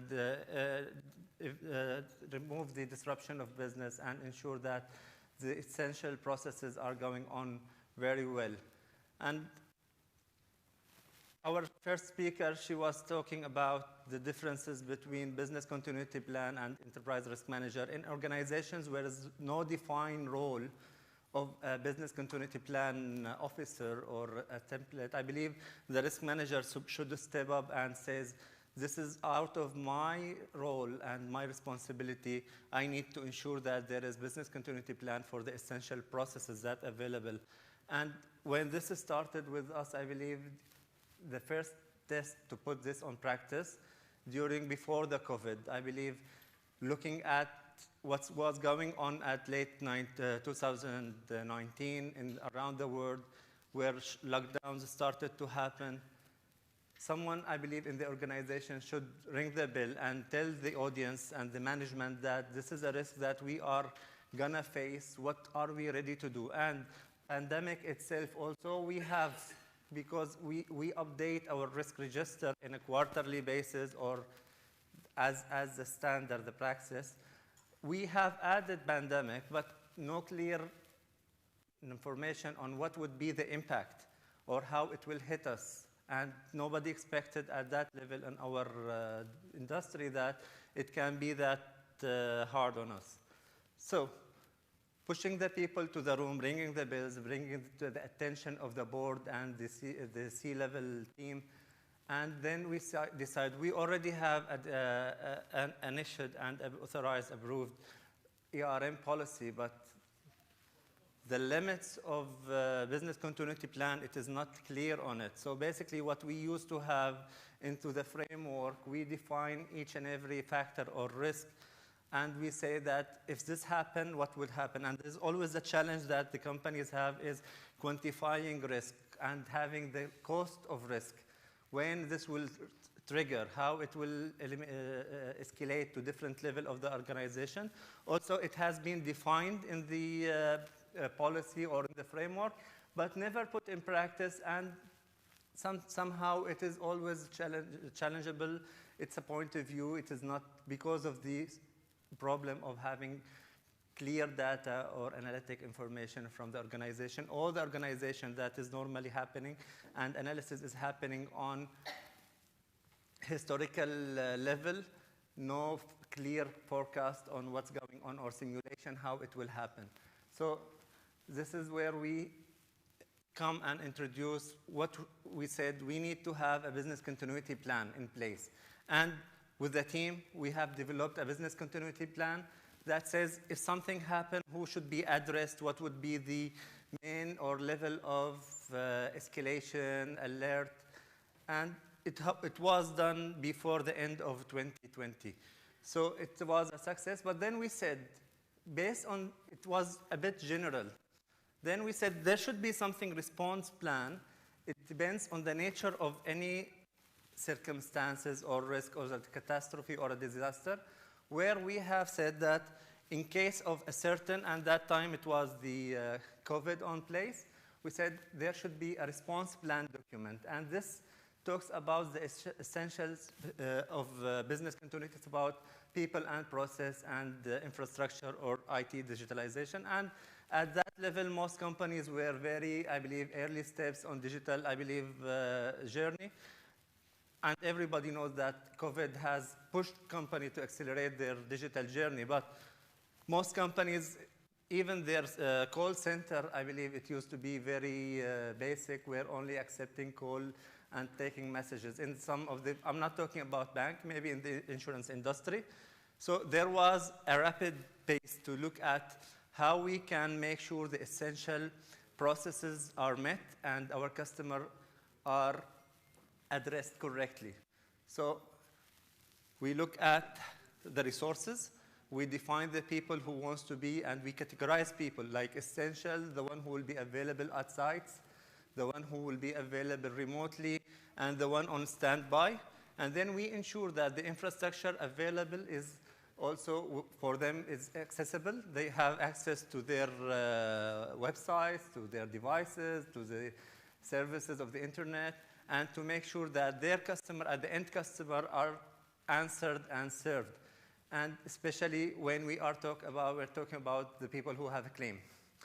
So motor claim, property claim, those people, they are on need. When they reach for the insurance company, they want to make sure that their call is answered and satisfied.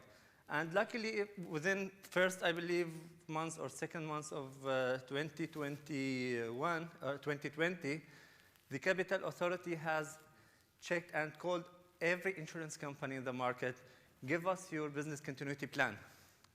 They want to see it. And I felt happy, it is ready. We don't want to go and rush and try to draft it and build it, and there's no panic. We were ready, and that's before lockdown. And through small testing with the team that we have, make sure that the testing is happening in a smaller group, that if this happens, how we can react. And the company I used to work for used to be located in a place called CBD area in Rui, and that area during the pandemic, it was in a full lockdown, not only like the other places where you can move normal hour, that's in full lockdown. And it was, I believe, a good exercise that it happened, and it happened successfully, and we moved on. So this is one aspect that I wanted to share with you, that this is a personal experience happened. How it happened, whose responsibility, it was not defined. I believe the role of risk manager is always to look at what is reported. I know the challenges I was facing, collecting information, registering risk, arguing with team, why even scoring of risk, heat maps, all these challenges that sometimes you see it is only for discipline or for documentation, but in real value where it is.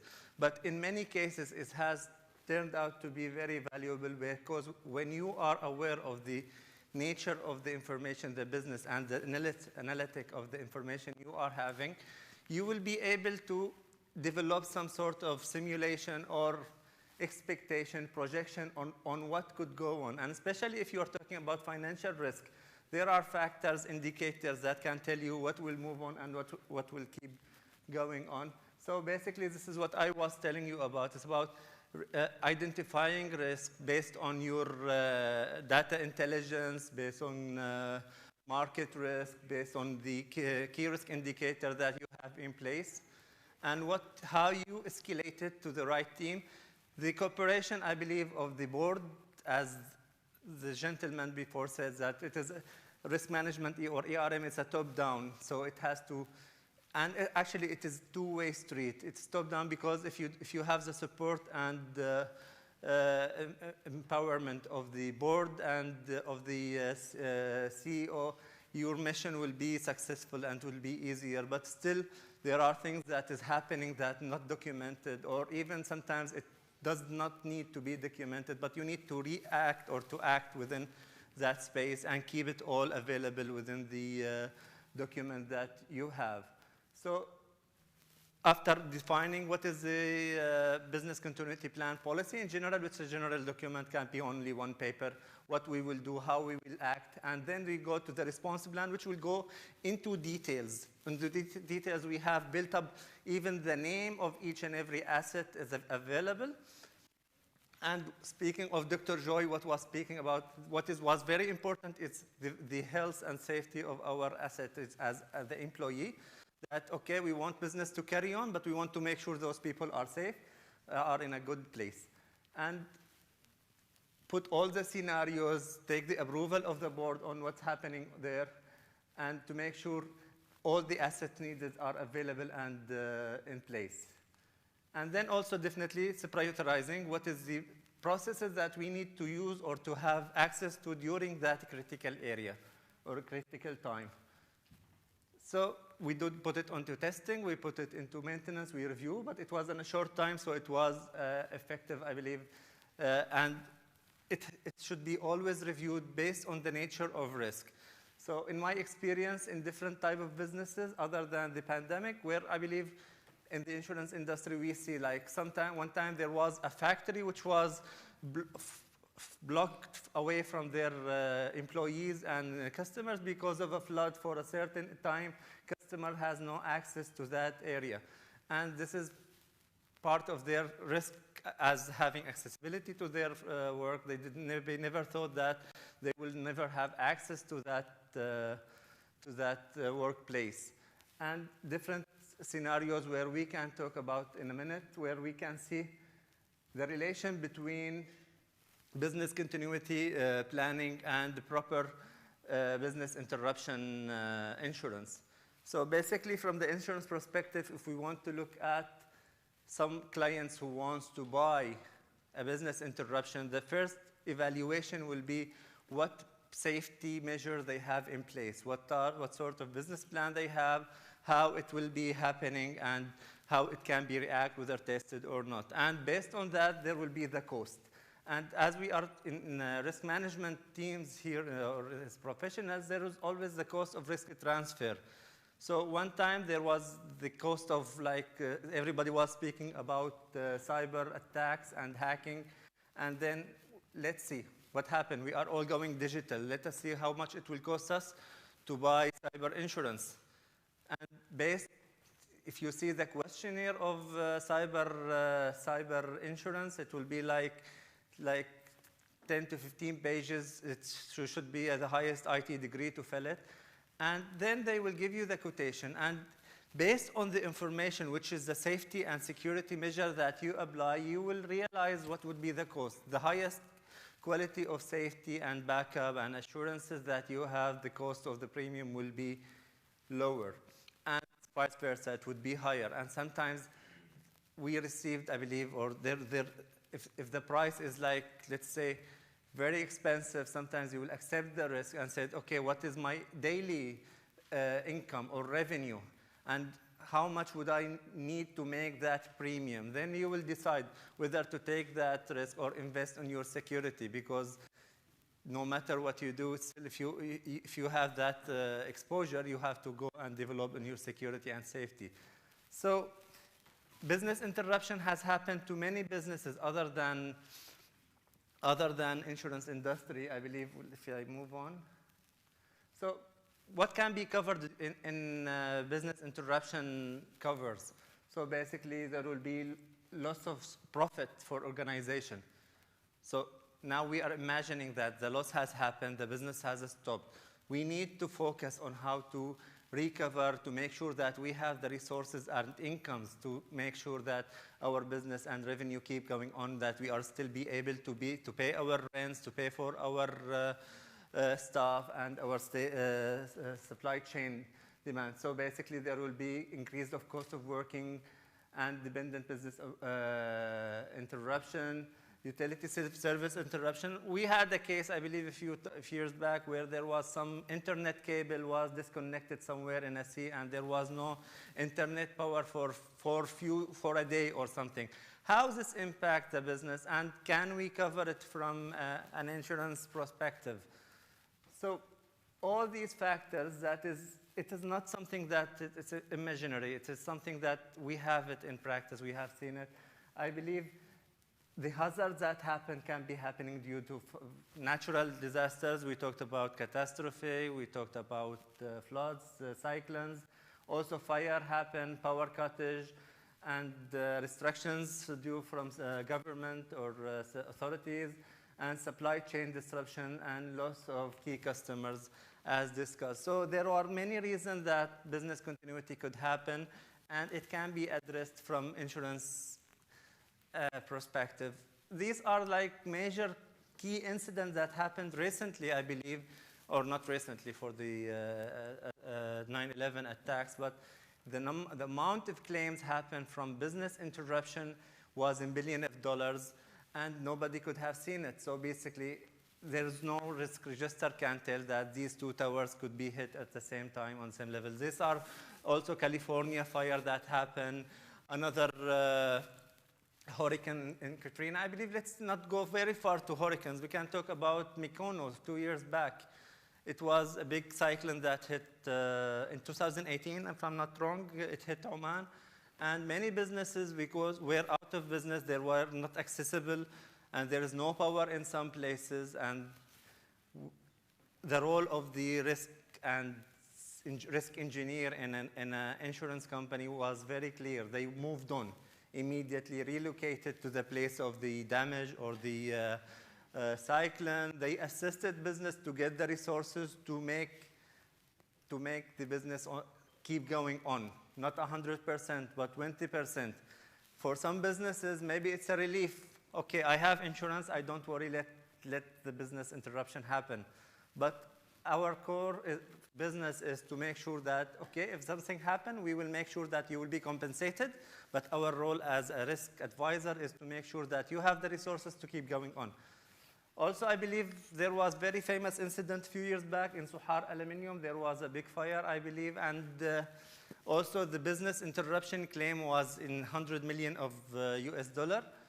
So these are real-life scenarios that happen in our region. It's not something in a different continent or a different place. I believe Jeddah in Saudi Arabia, they have major floods that also caused business interruption and affected the business. Even in Dubai, a few years back in the night, New Year Eve, there was the Address Hotel big fire, also resulted in big claims and big business interruptions. So to focus again from the perspective of enterprise risk management, we know the categories of ERM that we have in our documents is like financial, operational, people, or the business risk, whatever reputational risk, somebody's unclaimed, even reputational risk are not even a risk.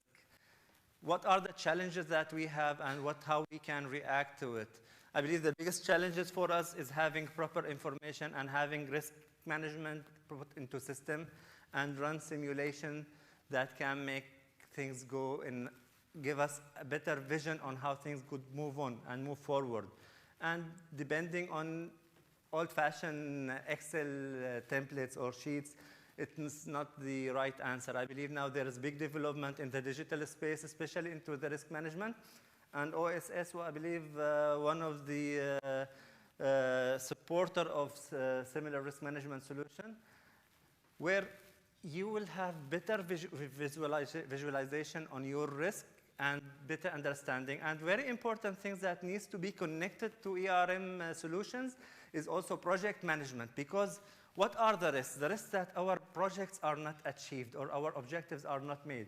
And when it is combined together in one system engine, and maybe you could have different dashboards or different reporting system, but connecting, because the challenge is how to make sure that my project is achieved within time, within budget, within the requirements that is specified on first place, why it is diverted, how we can control.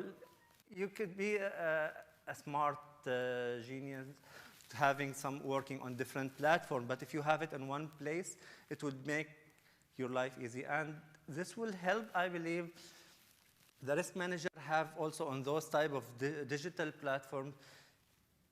Normally in organization, risk manager, it's not a large, or management, it's not a large team. It's a one guy or two gentlemen or ladies are working independently. But the concept of having risk champions from each and every department and unit, it will improve the accessibility and having more reliable information about the nature of a small details risk.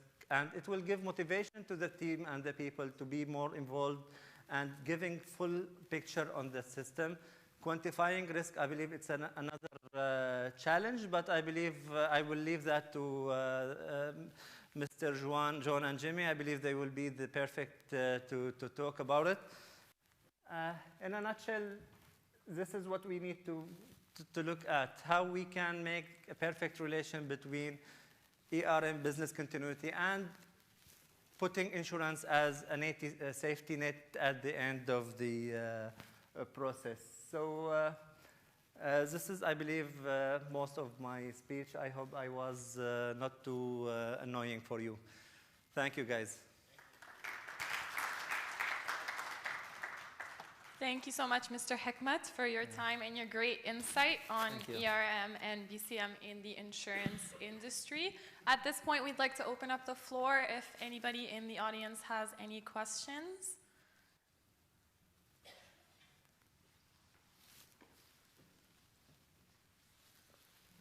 Well, thank you very much for your presentation. Thank you. Regarding the insurance and unexpected like force majeure. Sometime, whatever happened in COVID, most of the insurance, they said it's not covered because that's something new. So how you overcome this in future for unexpected, or we said force majeure? Thank you very much. Thank you very much. The pandemic itself, it was an exclusion, a clear exclusion in most of the insurance policies. And all the policies were clearly saying pandemic is not covered. And how it was covered, I believe this will touch with what Dr. Jamie says in the earlier presentation, that the most valuable is more than profit is people. And okay, it's not covered, but let us cover it. It started as self-initiative from some of the large reinsurance companies, but later on it was forced by government. And I believe who can tell and define what is force majeure and says this is a fair, it is the government, it is the definition. And when I believe the medical institution, when it was declared that this is a pandemic, then it was moved on at, okay, it's a pandemic, we have to act as it. But I cannot, as a corporate, as a single country, come and say this is maybe what is a force majeure for me might not be for other, but on a larger scale, it has to come from regulator and authority.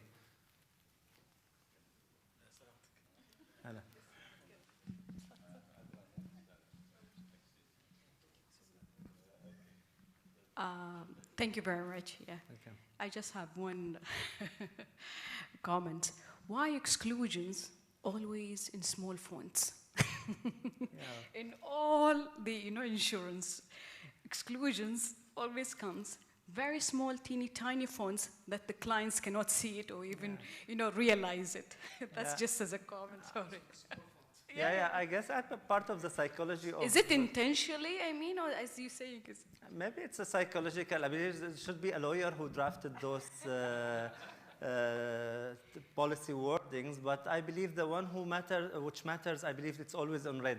So although it is in small font, but it is in red. And the problem that most of us, we always give our consent and approval without reading. And it happens to me, it happens to most of the people. Like I can sign into many websites and to attend a presentation or to download a document, and then do you consent to our terms and conditions, and without even looking. Yeah, and a few days only back, I was, during one of the video, I said, whenever you press, there is something that you press, click, that you are not a robot. And then what happened when you press this? It appears that you give them authority to go to your history. How they will know that you are not a robot? It's not like only pressing. You give access to that website or organization to have access to your history and know everything about it. So it's about us, actually. Yeah, so if we read, but we trust, we are a human being of trust, and sometimes it is not right. Yeah, but we should be careful. And maybe there is some, I believe, background that we don't want you to look at what is not allowed. But it is always asked, do you understand the scope of your cover? What are the benefits that you are getting? We always focus when we are selling on the big benefits. But the exclusions, nobody have a look at it. But I believe the regulators normally take a good part of making sure that the end customer interests are protected. So out of the book exclusions, you cannot force it to customers. It has to be approved. So whatever available there, it took some approvals on some level. But it should be, I believe, more clarified to people. Is Tamkeen business and investment is an insurance or it's an investment? No, actually it's in the consulting or after sale business. Okay. Yeah, it's about building partnerships. Thank you. Yeah. We just have a question over here.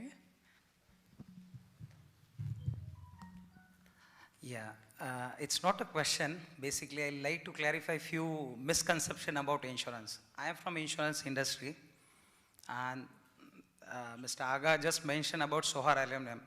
So I'm the person who settled the claim. As you said, the address hotel fire happened on the first day of that 2017, and this incident happened on July 2017. I take pride that I have settled this claim within 8 months. Before settling address hotel fire, I personally went to London and I have settled it. I was the claims manager for that claim. And as a general perspective, as madam asked, why there is a fine line? We say fine lines. It's not a fine line. Basically what happens is a bigger risk. Whenever there is an insurance policy tendered to you, that is first being approved by regulator. In this case, CMA, or let's say in London market, there are reinsurance who takes the risk. Basically, insurance is an agreement. You tend to give some offer, and other party tend to give their terms to accept your offer. So you need to understand, it's not always everything is covered.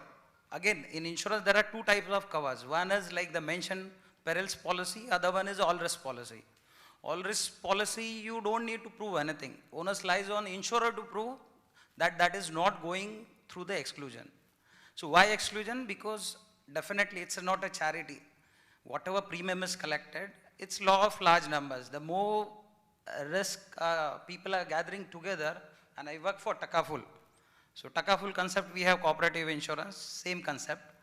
So the more risk we have of the similar nature, less is the premium and less is the exposure to all the people.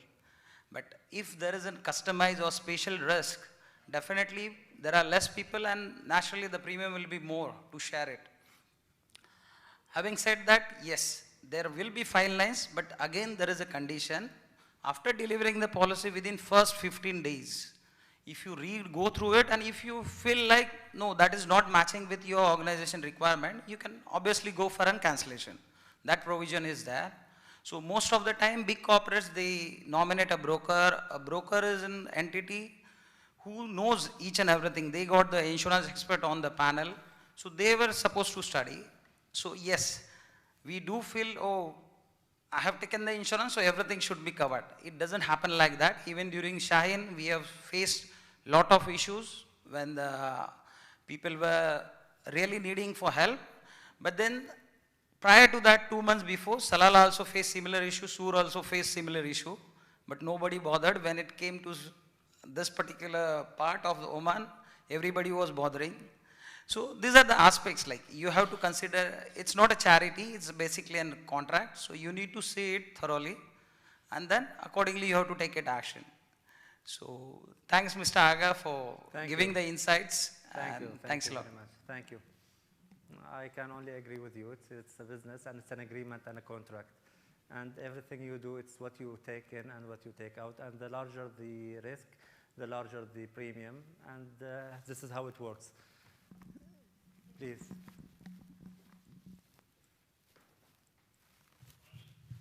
Assalamu alaikum. Thank you for your presentation. I just have a question from a risk management perspective in the organization, as we have one of the risk treatment is the insurance. So what things do you think from your experience in insurance it can be transferred or transfer the risk to the insurance companies from the organization perspective, and it is missed in the market? Yani from your experience, what the most business interruption claims you receive it? So basically, if you look at it into basics, I believe, the first risk transfer that you do is the property insurance. So you have your property, you make insurance for it. So I know you're talking about what is missed, but let me tell you what is there. Then you will talk about professional indemnity or product liability. It is there. Companies, they take it, but I always look at the cost. And sometimes to reduce the cost, they buy the wrong product. So this is something that is missed. So it's always you need to buy what fits you, what is your business. Then you have the health and safety of your people. So you buy medical, you buy life. And now with the new business trends comes cyber insurance. And there are more other type of insurance that's happening, that it is also, there is inherent defect insurance. Now there is warranty insurance. So you want extended warranty. It sort of covers. So how you buy it and when you buy it, it all depends on your budget, and you need the response of how important for you to carry on. So business interruption, a lot of people, they want to buy the basic cover. But why business interruption? It will cost us more of money. But if you look at it in the longer term, I believe it's a profit. So basically what is missed here it's maybe the insurance products themselves has to develop and develop to be like a mixture. And this is what happened by the larger broker. They are moving away from the traditional line of business to introducing bouquet of business where they are serving as per your business.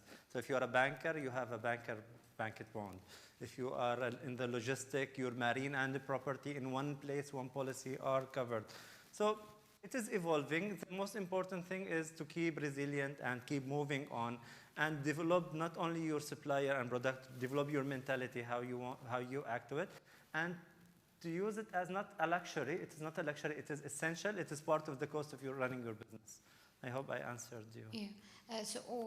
Is there a specific insurance for business interruption? Yeah. And what include inside it? So basically, if you move back, I know the time is short for this, but basically it is business interruption. It's not for a market business risk. So it's not because you decided to take high risk in a business, then your business is stopped, you take, and insurance will not cover it. It has to be for covered risk, like a property. Fire happen, your business is stopped. Or flood happen, then your business is stopped.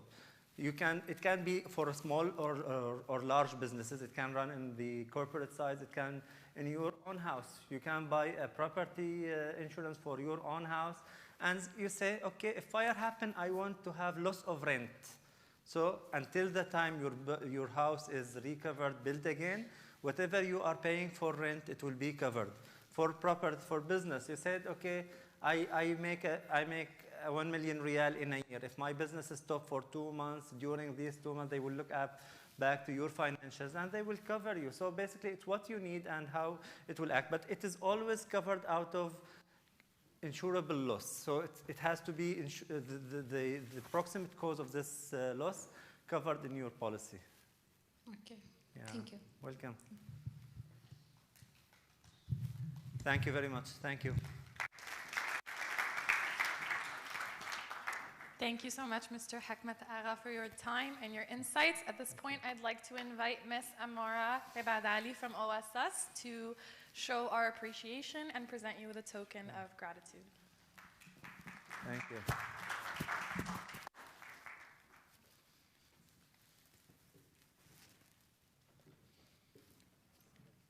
Thank you. Thank you very much. Appreciate it. Thank you very much.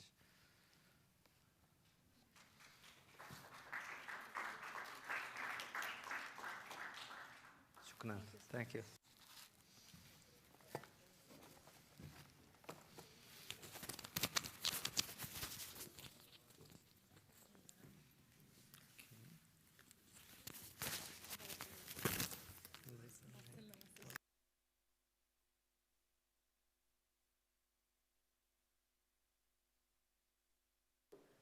All right, if I may, at this point in time, I would like to invite the organizers of today's conference, Optimal Solutions and Services, to the stage to discuss their company profile. So at this point, I would like to invite Mr. Mandeep Singh to the stage.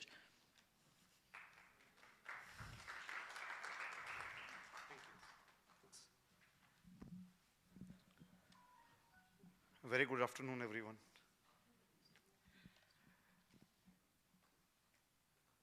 I'm not going to bore you with any sales or marketing pitch here.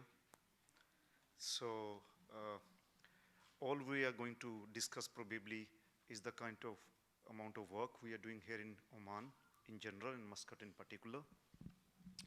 So we have office in Wataya. OSS is Optimal Solutions and Services. We are privileged that our clients are also sitting here with us in our room here. And not only client, but also our clients, further technology partners are also among us here. Optimal Solutions Services is basically a transformation company. We have started with the approach of ground up. The time we started, the digital maturity wave was just beginning.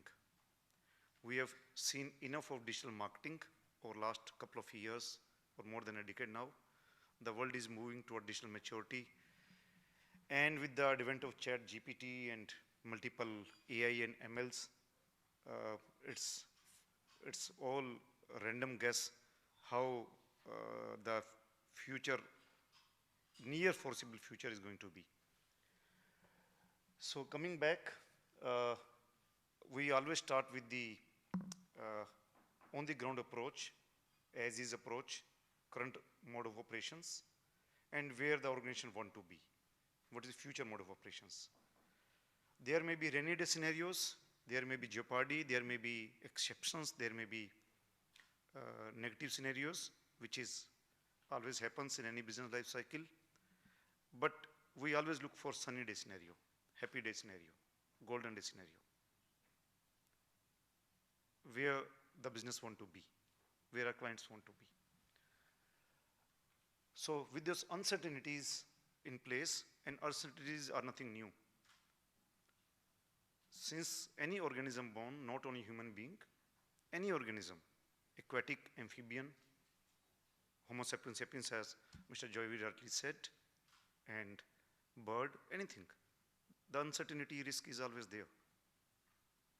But they also adapt, they also evolve. And we are human beings, so we do.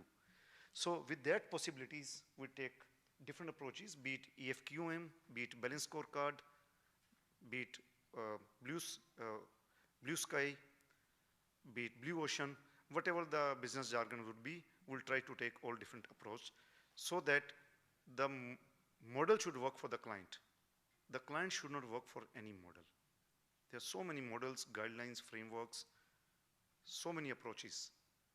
It has to work for your business. It needs to work for your stakeholders and your end clients and customer who is paying from the money from their own pocket. Moving on. Next slide. So we are into maturity, we spoke about, digital products. While we are on the subject of enterprise risk management, we as an organization are building ground up digital products very much in ERM space, and inshallah within next couple of months, and I'm sure within this year, we are going to launch the product. We can say we are somewhere between 0 to 1. Let's see where, what couple of months, maybe after Ramzan, we are into. Disruptions have been there already, and disruptions will keep on coming. But one thing is going to stay, as one of the speakers in the first 2 sessions said, that as a going concern, the business has to continue. And pandemic and lot of other viruses or whatever, man-made or other than man-made disasters over the last couple of decades have taught us. Corporate trainings, Noise is our partner. We have delivered few trainings within last couple of weeks or few months here in Muscat, again in the very same areas of risk and business continuity. So the first part of the access, where we try to understand our customer, their strategy. We don't superimpose our strategy on them. We first want to learn, unlearn, and relearn from our client what's their strategy. What's their priority? What's their urgency? What is something they are looking both as vision and mission, and we not only qualify that, we quantify it. We deep dive into the numbers. And then, of course, once strategy without execution is invitation to failure.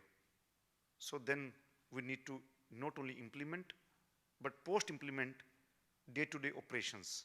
And operation is not a word which people love, but operation is something which is very important. Without operations, no business can sustain from any angle. Yeah. Moving on. Maturity assessment, there are different models. I am myself certified in digital maturity model some 6 years back and have implemented in quite a few organizations. One of them is Airtel South Asia, for India region, Bangladesh, Sri Lanka. and for the 29 countries where Airtel operated in Africa. Coming back, there are other maturity models also in the digital space. The time has come when many governments, especially the Western governments and European governments, as a B2G initiative, G2B, government to business and government to citizen initiative, the governments have come up with classification of their digital services, their maturity. We can see it easily in Canada, in US, in Europe, in UK, and it's not something which has come now. They have started 3-4 years back. There was this pandemic in between, but it's back now. The citizens get all the digital services on the fingertips, and it's not having a mobile. It's as simple as that. If someone wants to take a local bus here in Muscat, and if he or she is waiting for a government bus, and there is a ticker running on the bus station, it says the next bus is number 8 going to come, or number 1 or number 9. That's information number 1, dynamic. And second information, how much waiting period, how much time. Yeah. Moving on, ISO consulting. So there are about 40 to 50 ISO standards, and none of them is quite recent. They keep on improvising every decade. ISO has been there for more than 60, 70 years, and most of the world has imbibed it. Here in Muscat, we have delivered QMS ISO 9001 about 2.5 years ago. Then service management ISO 20000 again for a Muscat client. Enterprise risk management 31000. Then we have our client sitting here with whom we are doing occupational health and safety right now. We already did that training last month. Then telecom related TL 9000. Then business continuity, while we are on the subject. That project we already started last year, the year which just gone by, and we are most likely to close it within a month or two for a very big client in Muscat. And when we say ISO, we don't mean a certificate. We don't mean a piece of paper. We don't mean just compliance or compliant. As at the start, I was just trying to request, we are a ground up. Till the right amount of information to the appropriate person on the ground, whether he or she accepts it, rejects it, or challenges it, at least he or she is aware.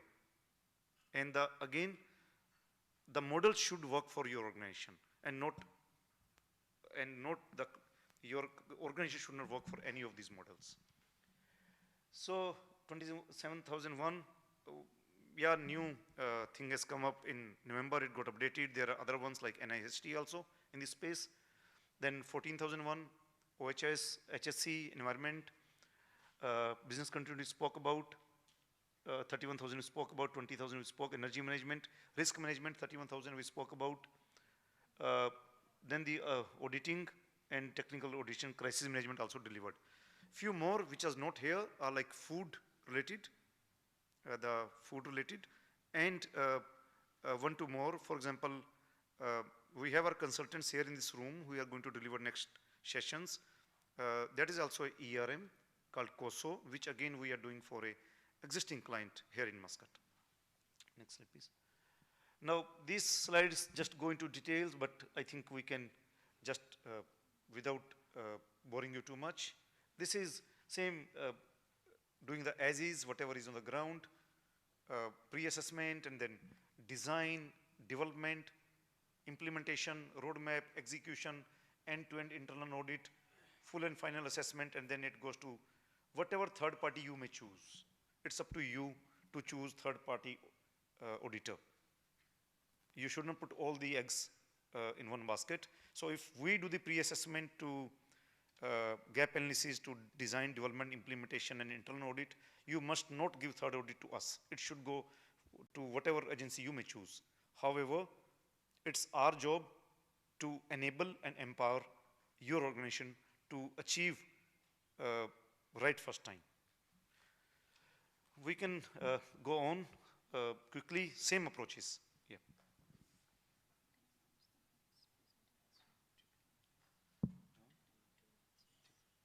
So these are similar approaches. We can just quickly glance through. Yeah, next please, next. Products we have spoken about.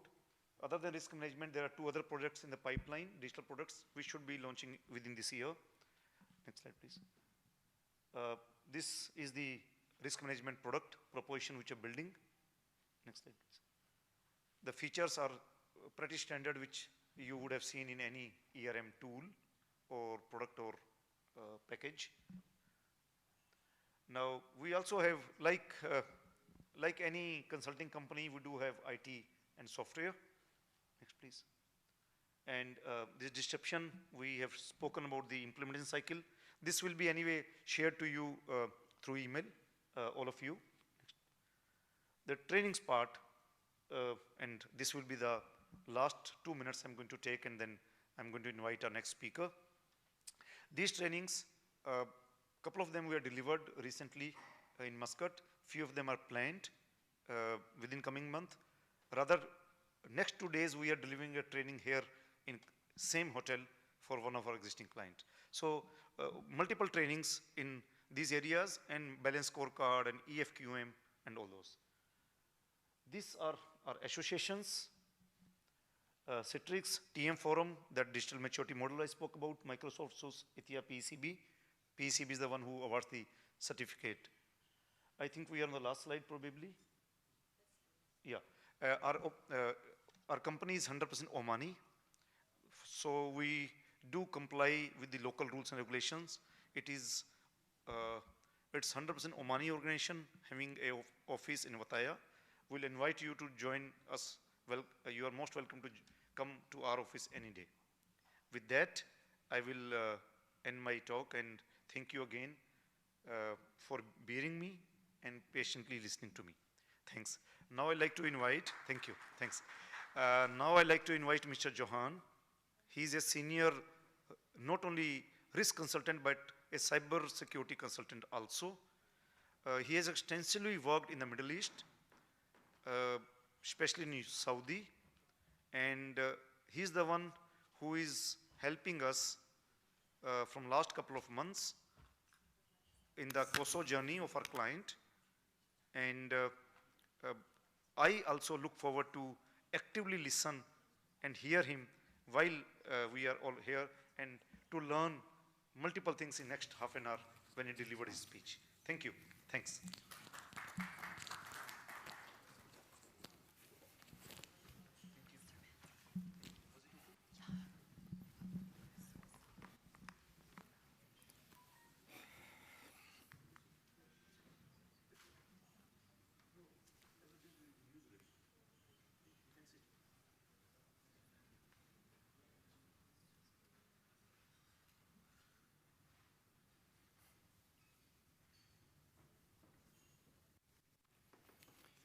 Good afternoon. What I'm going to do is to position risk quantification, and specifically the FAIR methodology, as a complementary approach to risk qualification. So if I look at the agenda, I think the first thing I want to do is just talk about the risk communication challenge. And then what I'm going to do is talk about risk quantification as a complementary solution to address management, and specifically the executive management and the board of directors. And I'm talking about the risk, second line of defense, the risk management entity to express, and wherever they sit, it could be an IT, it could be an enterprise risk management, to overcome this. So I believe that risk quantification is something that offers an ability to enhance the communication and to also enhance decision-making around risk management. Okay? And then I'm going to end by going through a cyber risk quantification example. Now, the slides and specifically the talk is going to talk about cyber risk quantification, but this approach can be used for any type of risk quantification that you want to do. So that can be even at the operational level, like systems, process, people, etc., or even enterprise or safety risks for that matter. and then, of course, we're going to end with the Q&A. So if I then talk about, the first thing I want to talk about is just the risk communication challenge. I think that what we face in practice is that there is miscommunication and a lack of understanding from various role players in the organization by understanding what these risk officers and the risk practitioners and the managers want to say about risk, right? So if I just look at the role of the Chief Information Security Officer or the Chief Risk Officers, then to a large extent they're talking Greek, and apologies, to me they would be talking Arabic because I don't understand it, unfortunately, because to me it's difficult, okay? So what do these management want really? So if we look at the head of the organization and the board of directors, what they want to know is they want to know, firstly, they want to be assured that they will not be the next organization or entity that would be in the news about some sort of a disaster or an incident affecting their clients. And then they also want to know, are we doing enough to mitigate risk to an acceptable level? Okay, we talk about risk appetite and risk tolerance. So they want to know, and that comes from a governance point of view, are we mitigating risk or managing risk to an acceptable level? So the question is, what is acceptable? But I think the problem that we have with our traditional approaches is that we get to numbers. In other words, we use a 5-point scale, so 4 times 5 is 20. 20 out of 25, what does it tell me? It just tells me it's unacceptable, but I'll get to that now, right? The other role player, of course, is the Chief Financial Officer. What he wants to know, or she wants to know, is how much risk do we have? And they think in terms of finance, can they quantify it? Then also, are we spending too little or too much on mitigation? So the controls that we are putting in place is costing us money, right? What is the reduction that I'm getting in terms of, let's call it return on investment of my additional controls? If I look at the CIO, what they want to know is, are we spending our cybersecurity budget, for example, on the right things? So they really want to know is, what are my threats? What are the level of my risks, my technical risks? Because these technical risks, as we'll see a little bit later, have an impact, and it's a business impact, right? And then, of course, there's the audit. So the other challenge that we face in practice is we do risk assessments, and we agree that risk must be reduced. The next step then is, who must do what? What are the actions? Is there a risk treatment plan? And have they been implemented? So from a third line of defense, if you look at that model, the audit is responsible to make sure that the controls are effective, meaning that they have been implemented, they are effective, and we can then conclude that the risk has been reduced to an acceptable level. Okay. So how do we overcome this challenge that exists, right? So let's go and see what the board want. And I'm now also talking about the executive and the senior management. We see that one of the things that they want to do is they want to quantify risk in financial terms. They just don't want to get to a number saying my risk is a 20 out of 25 or an 8 out of 25. They want to say, what is the impact in financial terms if that risk realizes? The other thing is they want a more visual representation in order for them to make more informed decisions about the levels of risk. And the risk register, as we know it, the traditional risk register, and the heat map is fine, but it doesn't give you really what they want to the full extent. You can differentiate between the various risks, but what if I have 4 risks that are at the 20? Which of these are the higher risk, and what is the impact? The other one is an important one because you want to justify or be able to make a decision in terms of, I need to spend X amount of money to reduce the risk, right? What is the reduction going to be? So there's a need to assess the efficacy of the cyber risk programs, for example, or your risk treatment plans, and the investments I need to make in these additional controls. The other one is prioritization. Don't come to them with technical risks, because they want to know is, what are my top 10 risks, right? What are the risks related to the top 10 threats, for example? And the last one is, you were talking about cyber insurance, is can we get and quantify risk in order for me to understand for the various types of incidents that I might have from a cybersecurity point of view or any other risk event so that I can take out insurance. So how much insurance must I take out for a risk that is 20 out of 25? I don't know. But if I get to a monetary value and I say the risk is 100 million or 20 million or 5 million, I can then go out and ask the CFO or whoever to take out insurance for 20 million or at least get a premium for that amount. Okay. So what do they get? They get traditional risk registers. And if you look at that, in this example of this risk register, I have, how many have I there? 2, 4, 5 risks, and they're all at the same level. Now, surely there's a difference between those. We've qualified them. Put yourself in the shoes of the executive or the board or the risk committee. Which ones of these now, we already have now prioritized. These are our top risks, right? But they're all at the same level, say at a level 4, which is, say, a 20 out of 25. You can see that I can't really differentiate. So risk number 1 might have a financial exposure of 20 million. Risk number 2 might have an exposure of 50 million. And the last risk might have an exposure of 100 million. Might be the case. Okay, so how do we close this gap? And I'm now saying risk quantification is an option that is complementary to your traditional risk qualification approach.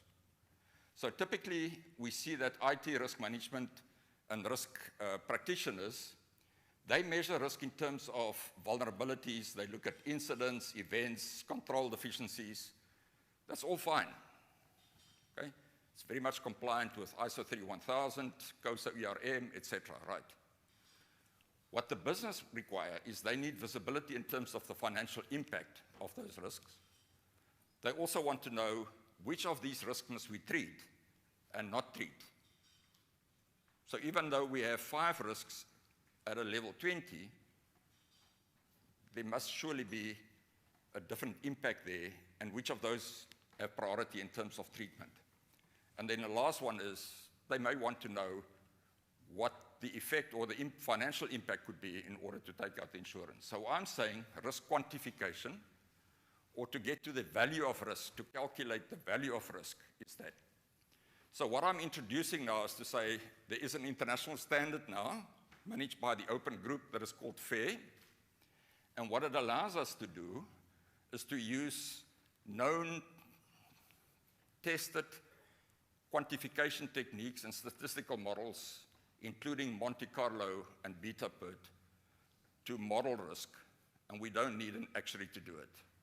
You and me can do that. So all we need is a methodology, which we now have, a program or an application that can handle that, and now we need good input, quality input from subject matter experts, understanding the controls, the effectiveness of the controls, the probability, and very importantly, somebody from the business understanding the impact of that specific risk. Okay? So there is a solution or an alternative. So it's not one or the other. I'm not saying doing away with quality. Everybody is doing that around the world, right? So I'm saying the solution is adopting a standard that allows you to quantify risk. So what does FAIR stand for? It stands for Factor Analysis of Information Risk. But it's not only for information risk, you can use it for any risk. It could be operational risk or so as well.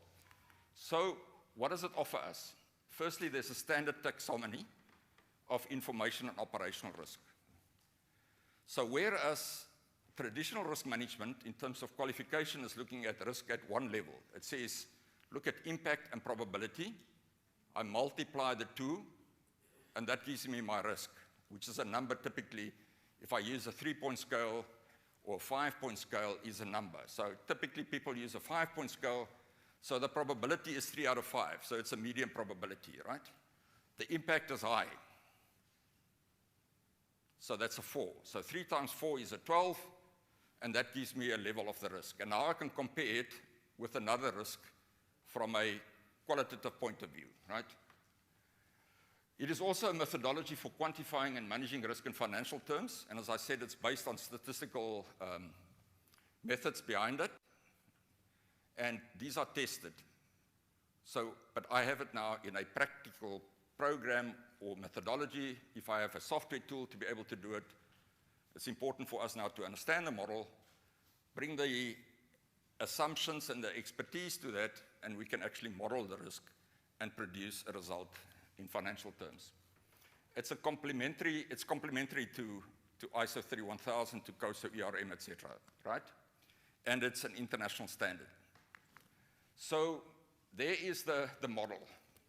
So you can see what I'm saying is that typically risk there is, in normal circumstances, having as only one level below that. It's saying risk consists of impact and probability, and some people add 1 or 2 things to that, but it's essentially what most people do, is to say it's impact and probability. What FAIR does, it says there are 2 legs here. So if I look at the probability leg, they talk about loss event frequency. In other words, we want to determine how often in the next year, for example, can we expect this risk to materialize. Now it's giving us a framework where we can make decisions around that. So if I have enough information about the potential loss event frequency or the incidence, I can make an estimate. I can simulate it 10,000 times, and then I can also estimate the minimum likely and the maximum that I can get. Put that number into a statistical model, and it will give me a result, right? If I don't have enough information at that level, what it does then says loss event frequency consists of 2 aspects. The first one, threat event frequency. So in other words, I might have 10,000, or might have experienced 10,000 attempts for ransomware attempts or attacks on our organization, but none of them materialize. So that tells me I'm not vulnerable, but I can also go into vulnerability, because vulnerability is determined by the capability of the threat actor or the resistance strength. In other words, the strength of our controls. Okay. So it gives us a model where we can get to. So even without necessarily using that, the advantage of this is also helping us to start understanding really how to calculate probability, even if we do it from a qualitative point of view. Because we're considering now the threat actors, how capable they are, and on the other hand, we look at our controls and how strong these controls and effective they are, right? So that's the one leg. The next leg says how much. Not now a number in terms of high, very high.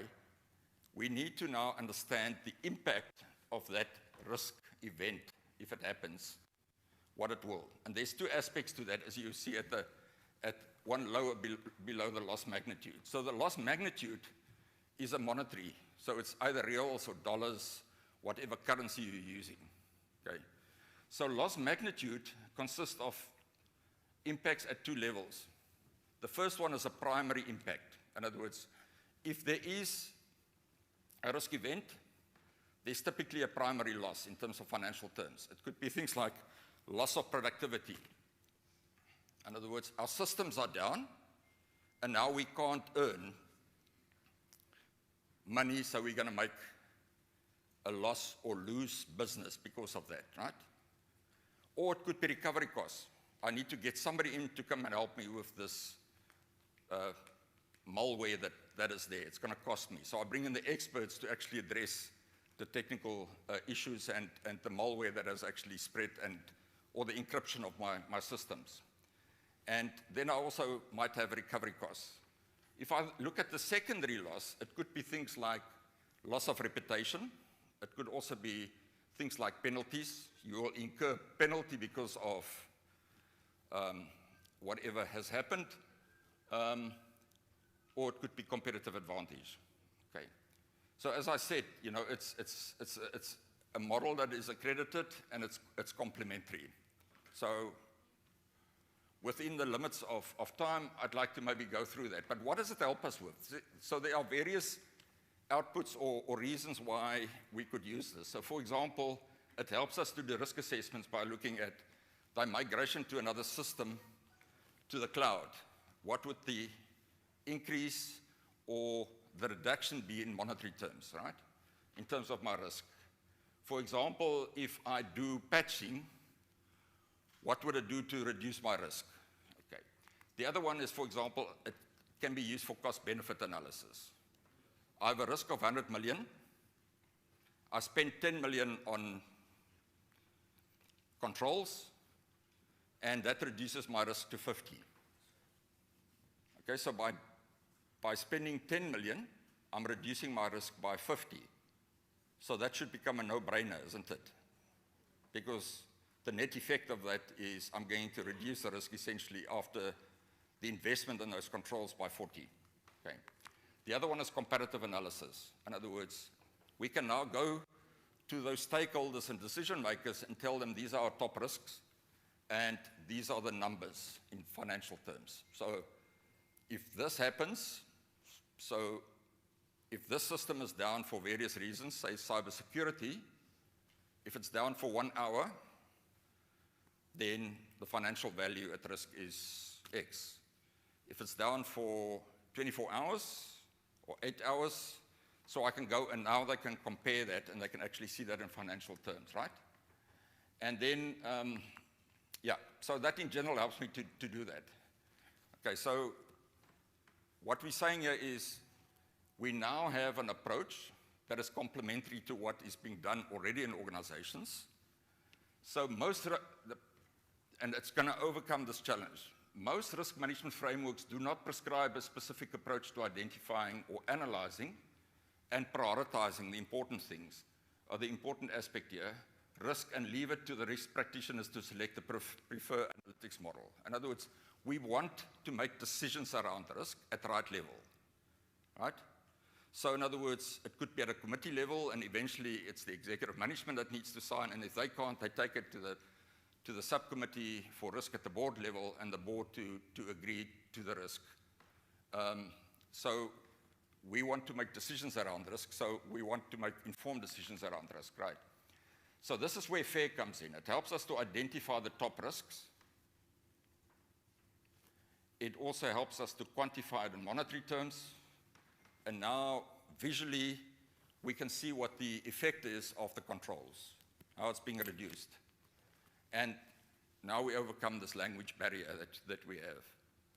Now we have the ability to talk to the executives in financial terms, something that they understand, as opposed to technical controls and risk registers that is not very clear in terms of what they really want to see, right? So if I look at this, what are the building blocks there?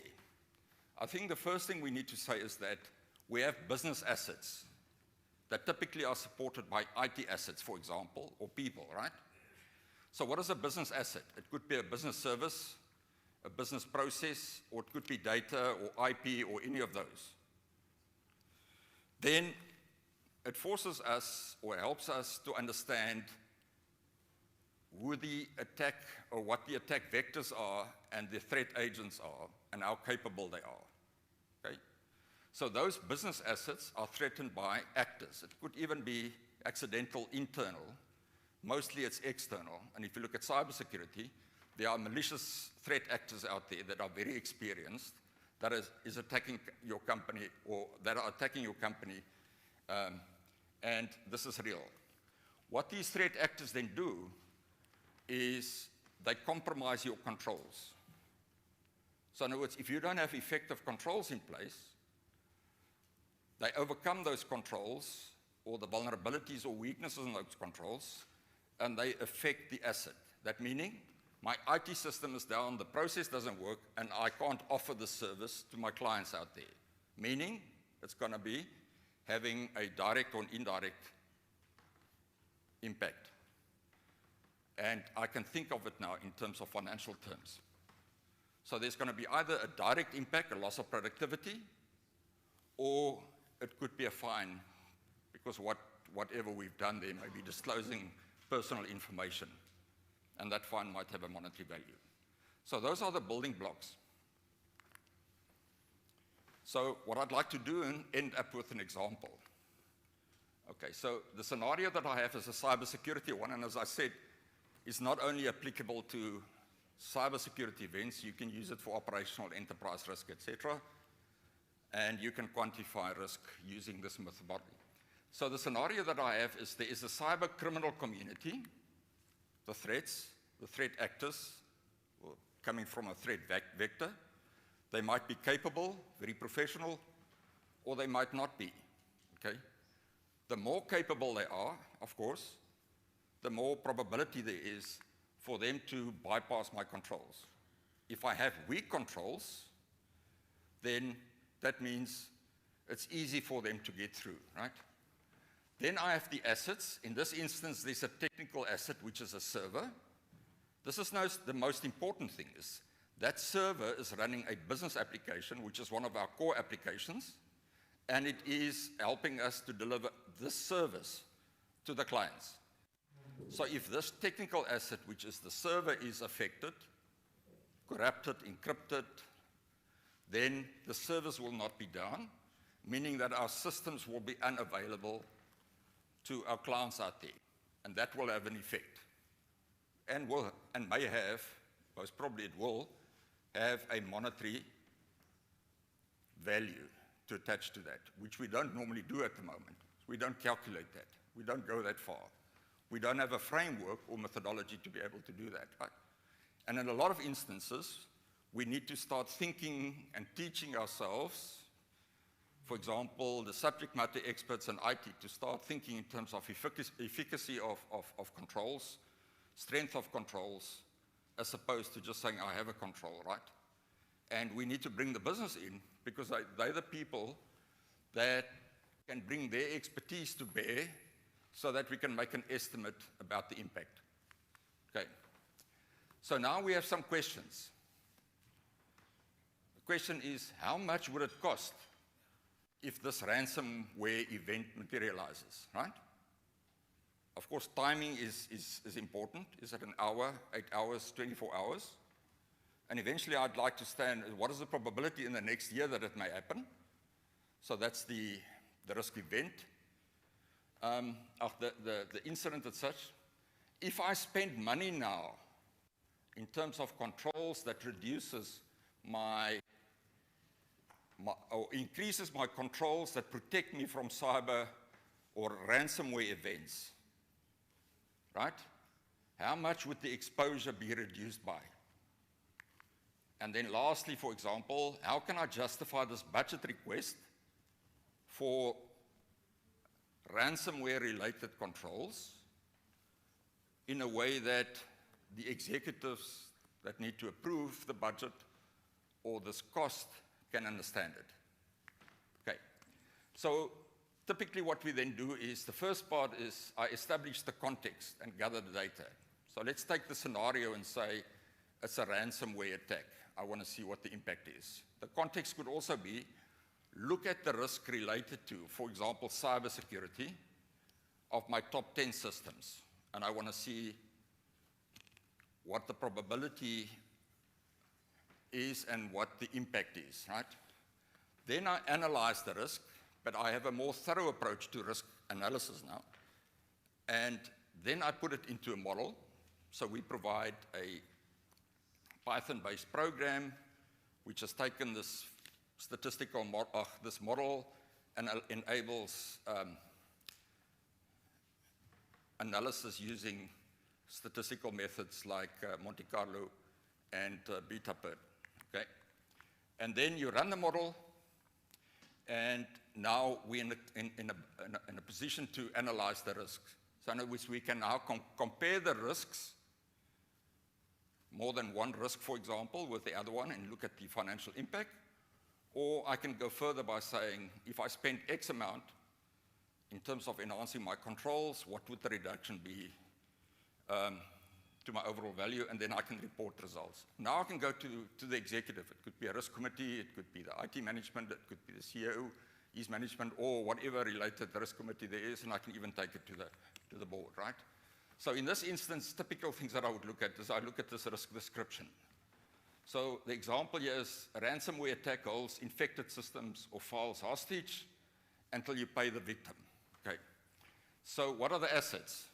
The technical assets are the IT or the major IT applications or systems. Those are the ones that get encrypted typically if there's a ransomware attack.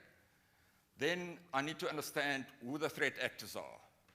Now we understand then these are highly experienced cybersecurity criminals, right? So even if I have strong controls, they might overcome that because they are capable. They do that as a business, and typically they sit in the dark web somewhere, right? Then what is the threat effect? It is the impact on the business, which is the non-availability of the systems, which means the services to our end clients. And who is the risk owner? It should be the CEO and the business unit managers, right? Who are the control owners? It's IT. Okay, so that sort of analysis you can go into more detail, but you can see I need to understand the scenario. And now, for example, I can do that and say, if I look at the threat event frequency, then we can see our existing malware protection system blocked 1 to 2 ransomware attacks in the past year. So we had 2 attempts in the last year. I know of companies that had 40,000 attempts by actors wanting to take their systems and them ransom by encrypting their systems, okay?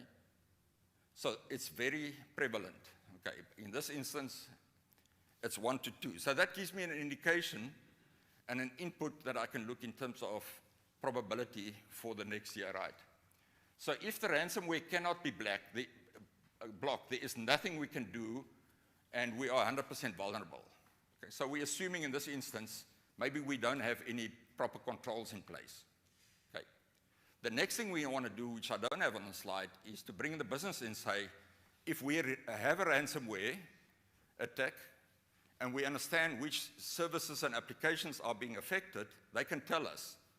If these systems are down for or this critical core system is down for 1 hour, 8 hours, 24 hours, 7 days, these are the values. Because we are losing revenue, maybe we need to recover, and there might be penalties. Okay. What I then do is I put that in the model, and you can see now, using input of this information, putting it into the statistical model, I simulated, for example, 10,000 times, which is a known statistical approach, and I'm using beta PERT. In other words, I want the subject matter experts, both on the control and on the impact side, to tell me what is most likely, what are maximum, and what are the minimum. So I'm getting a range, and that helps me then to provide a range as opposed to one discrete number, which is a 25, to the business management, which is a known statistical approach, right? So in this instance, that example that I had, ransomware, we say that if this risk materializes, the financial impact would be 49 million. Now, what I haven't talked about is the others, but you can see in this instance, we've also then done one for violating regulations around privacy, for example, and the third one is a denial of service attack. So the one risk is 49 million, the other one 21 million, and the third risk, denial of service attack, is 10 million, and my total risk exposure for cybersecurity in these top 3 cybersecurity risks stand at 81 million. Now, in a large organization, international organization, it may not be a lot of money, so it's all contextual in terms of, is it affordable, what is my appetite, and what are my tolerance levels, right? Now, what I want to do next is now get into a what if, right? Must we reduce the risk? And what must we do? In other words, if we take into consideration controls, what would the reduction be or the effect on the value at risk? Okay. So there's my what if. In other words, I've now considered controls, and this risk has come down from 49 million to 18 million. So what is it, 52? So it's come down by more than 30 million. Is that right? No. 20 over 50, it's 30 million, right? So if I spend 5 million to reduce the risk from 49 to 18 million, will you approve that? The next risk came down from 21 million to 19 million. If I have to spend 3 million now, should I do that?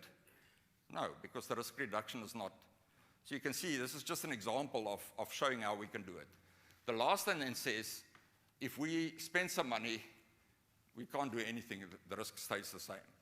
Okay. So management then says, go ahead with the first one, right? Spend 10 million rand, and that brings down my risk from a monetary point of view, right? So you can see in terms of the graphic now, what it does give us, as opposed to a discrete number of 20, it tells me that risk has basically a minimum, a maximum, and a most likely, which the most likely is, where are we? Yeah, that's the total risk, in other words. But it gives me, and then it tells me, if I put the controls in place, this risk is going to reduce from there to there. So what have I done? I have a model which is fair. I've made some assumptions by subject matter experts. I've put that in the model. I've simulated 10,000 times. I also looked at minimum, maximum. And then I can go further if I need to, and we're not happy with that result, to calibrate. So go back and get us more information, because the numbers don't gel necessarily, right? So to end by saying, look at this now. In other words, when we did the analysis initially, those were the levels of the risk. So management can immediately see, in terms of monetary, there's a differentiation. The one is 48, the other one 21, and the other one 10, okay? And if I now add controls, there's going to be a reduction from there to there. So there's my inherent risk. There's not a lot happening there, and that risk remains the same. And the decision is now clear. Go and spend 10 million, up to 10 million to reduce that risk, meaning we're going to have a saving of 30 million.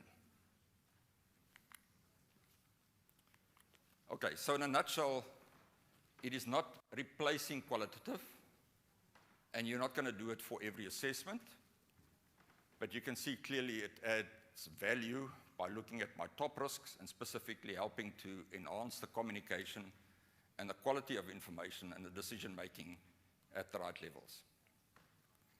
Thank you.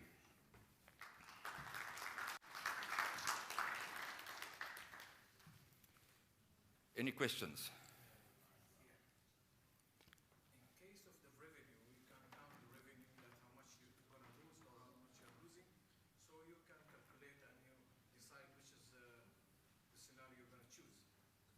But the same, there's something that you cannot count it like data.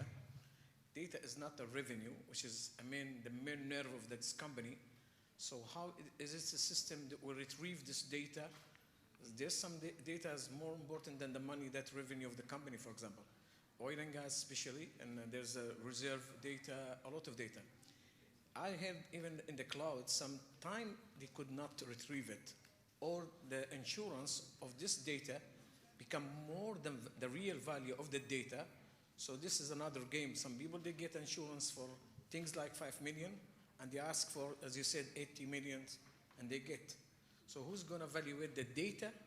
Because data for a certain organization is not the same value of another organization. Is that, if you have an answer for this? Okay, to calculate the value of the data is not that, but let's go back to the effect. In other words, if that data is compromised, right? Is there a direct loss in financial terms? Is there a productivity loss? In other words, is that data needed in order to deliver a service or a process? So if the process depends on that data, means that there's an indirect, the data might not be valuable, but it is valuable in terms of needed by a process to deliver a service, right? That's the one, right? So the question is there productivity loss? Okay. If not, say there is nothing, right? So I'm not going to look at attaching a value to the data. I wanted to attach a value to the effect of that data not being available, okay? So let's say it's not available. But now I have to recover this data, right? Do I need to get specialists in to come and recover? Say this data has been encrypted, for example, right? Do I need to get specialists in, and there's going to be a cost associated with these specialists? So that's one way of looking at the effect. I'm going to have to pay specialists now to come in and to come and recover, to recover this information. In other words, to make it available again.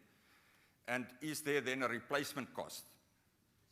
So most probably there isn't, because it didn't affect the system it's sitting on. So in this instance, there might be a recovery cost, right? It might not be that high, right? The next thing is we need to move on to the next thing and say, is there an indirect loss? That data being compromised, is it going to affect our reputation?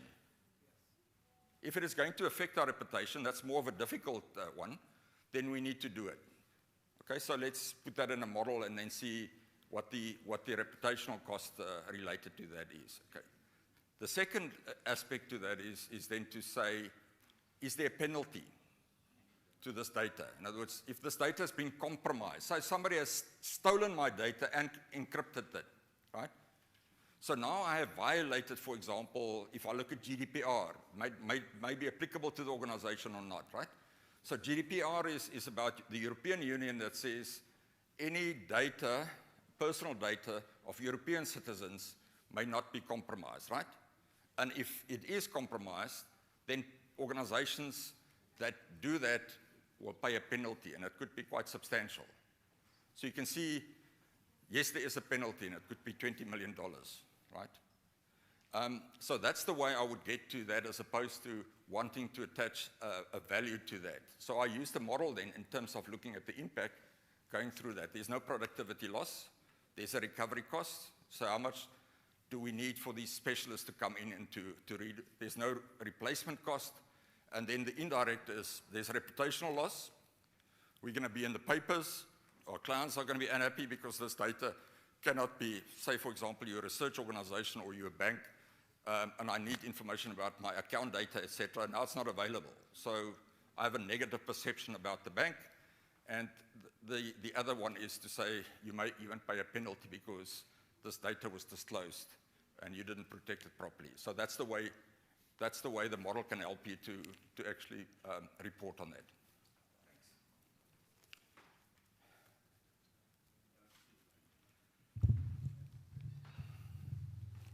Thank you very much.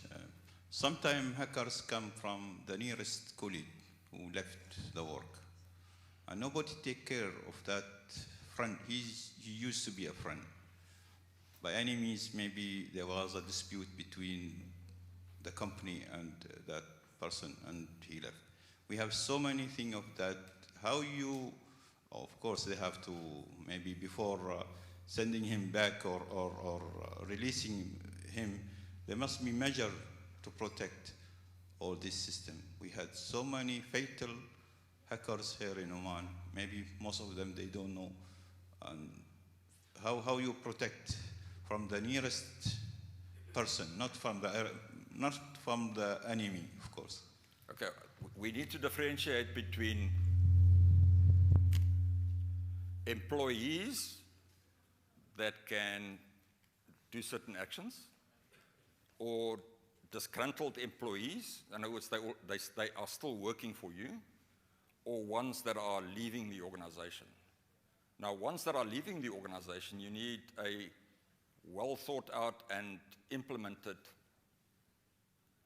identity and access management policy and a process by saying that the moment somebody leaves the organization, and that could also then be contractors, so employees, temporary workers, etc. So you need to link your Active Directory in your HR system and your access to the systems, that if somebody leaves the organization, the access is immediately revoked. Okay, so that's the basic one. So in other words, you overcome that. Now you make it difficult for them. Immediately, they might have knowledge, they might have a password, but immediately they don't have access. So they're in the same position as anybody that has not worked there, because they don't have an identity or access rights anymore, and maybe they understand what your weaknesses are, right? But that's how you would make it difficult for them to do.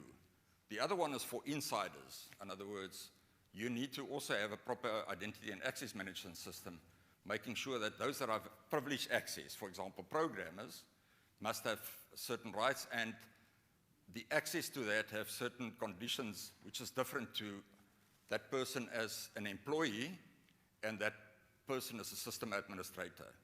So if you look at your typical cybersecurity controls, if you implement the basics, will actually take care of that, which means then what you're doing is you're mitigating the risk of a disgruntled employee, a current employee, an ex-employee, or even somebody from outside hacking into your systems. You must make it difficult. So the moment people leave the organization, their access rights must be revoked immediately. Okay. Then, of course, there are other things like data loss prevention, etc., or things finding out people are attempting to come in from outside. I need a security incident management system, which actually then look at people attempting to hack into the system so that I can actually escalate that. Okay.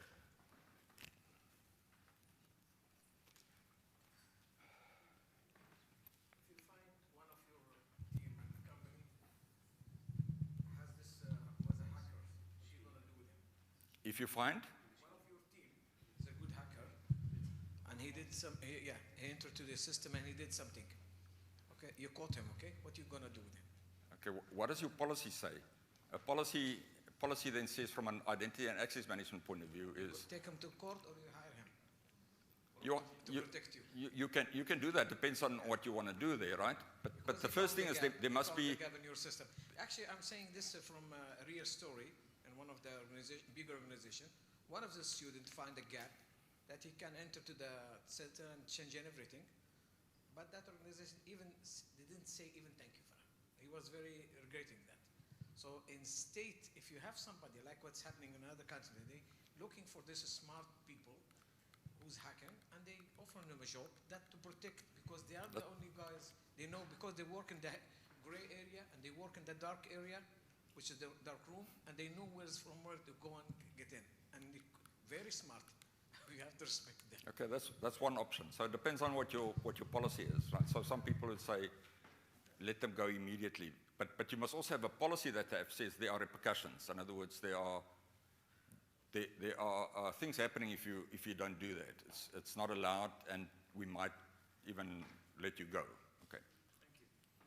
Thank you. Yeah, hi.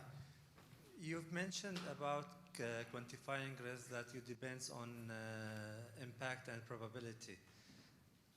Is there any third element that could affect the quantifying risk, like interrelation with other risk, or weighting on the control? Like, could you have more than 2 elements? You could have 3 elements on quantifying risk, like based on the level of quantifying the control. Okay, so from a fair point of view, you can see there's 2 aspects. How they overcome that is there's more detail at a lower level. So that we go to 4 levels, I think, right? So that means if we don't have enough information at the incident level, we can look at how many events we had, right? And then if we don't, we're going to look at, for example, the contact frequency of hackers and how easy it is and how capable they are, right? That's how I overcome that.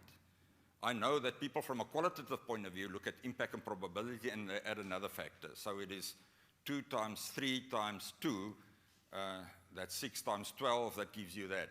It complicates it a little bit, but that's how people want to do that. There's most probably nothing wrong with that. But this methodology takes care of it, because it actually builds and explains to you what event frequency is consisting of. And, you know, to understand vulnerability and the strength of the control and the capability of the threat actor, that's how it's taking care of that complexity. Okay. What it doesn't do is tie the risk to maybe other risks.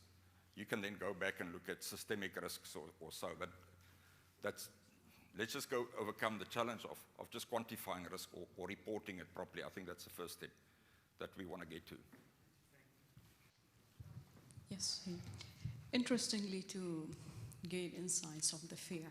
That's one of my the lesson learned, or a new terminology.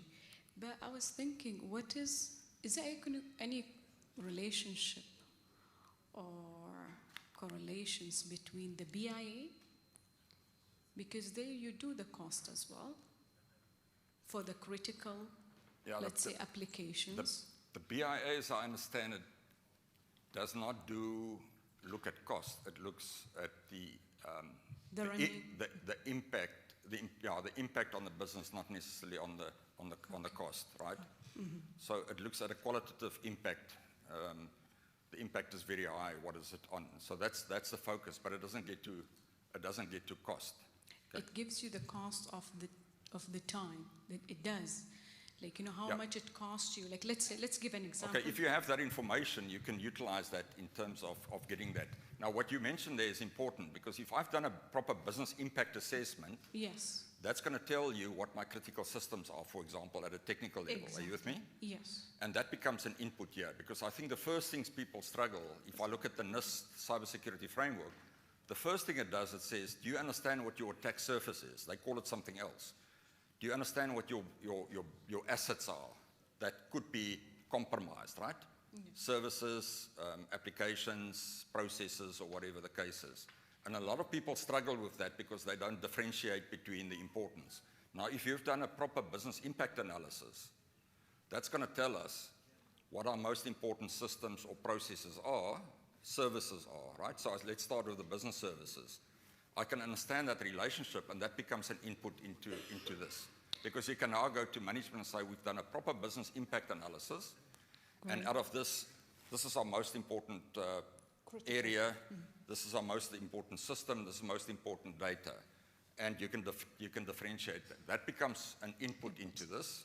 The other thing that you need to do, of course, with business continuity is then start looking at the potential events that could bring down your business, right? Yes. So if it's at the business level, what would cause my people not to be available, right? My accommodation not being available, my network, my electricity, etc. So these two could be utilized as an input to enhance the quality of data that I need at this level. Otherwise, I have to do that from scratch here and saying, let's ignore that, and now we have a difficulty in terms of differentiating. So that's the advantage of having done a proper business impact analysis, and also a proper risk assessment around the uncertainty in relation to the availability of other services, processes, people, systems, technology, whatever there is. Thank you. Yeah, because we do it, but we don't. I mean, as in BIA, we do it for most of the critical systems, especially for the financial institutions, and as a regulator, we need to ensure the continuity of this. And if there is any disruptions, how much a minute or second, an hour it's going to cost us. Okay, but you see, that's the focus is not necessarily, if you do it in terms of cost, well done, but most companies then do it in terms of it cannot be unavailable for more than an hour or minute or 10 days or whatever, right? Very few actually do, and I don't think the business impact analysis was necessarily foreseen to get to cost. But if you've done cost, it's a very good foundation to bring here, because if you put it through this model now, you can actually then say, if this system is down for an hour or a minute or 8, you can actually use that as various scenarios, compare those, and then they can see if it's down for a minute, an hour, 8 hours, 24 hours, 7 days. Immediately they can see what the value at risk is, taking into consideration direct and indirect impact, and that's the advantage of the model. Okay, good. So it's through the RTO and RPO, and that's going to be an input. Very good. Thank you.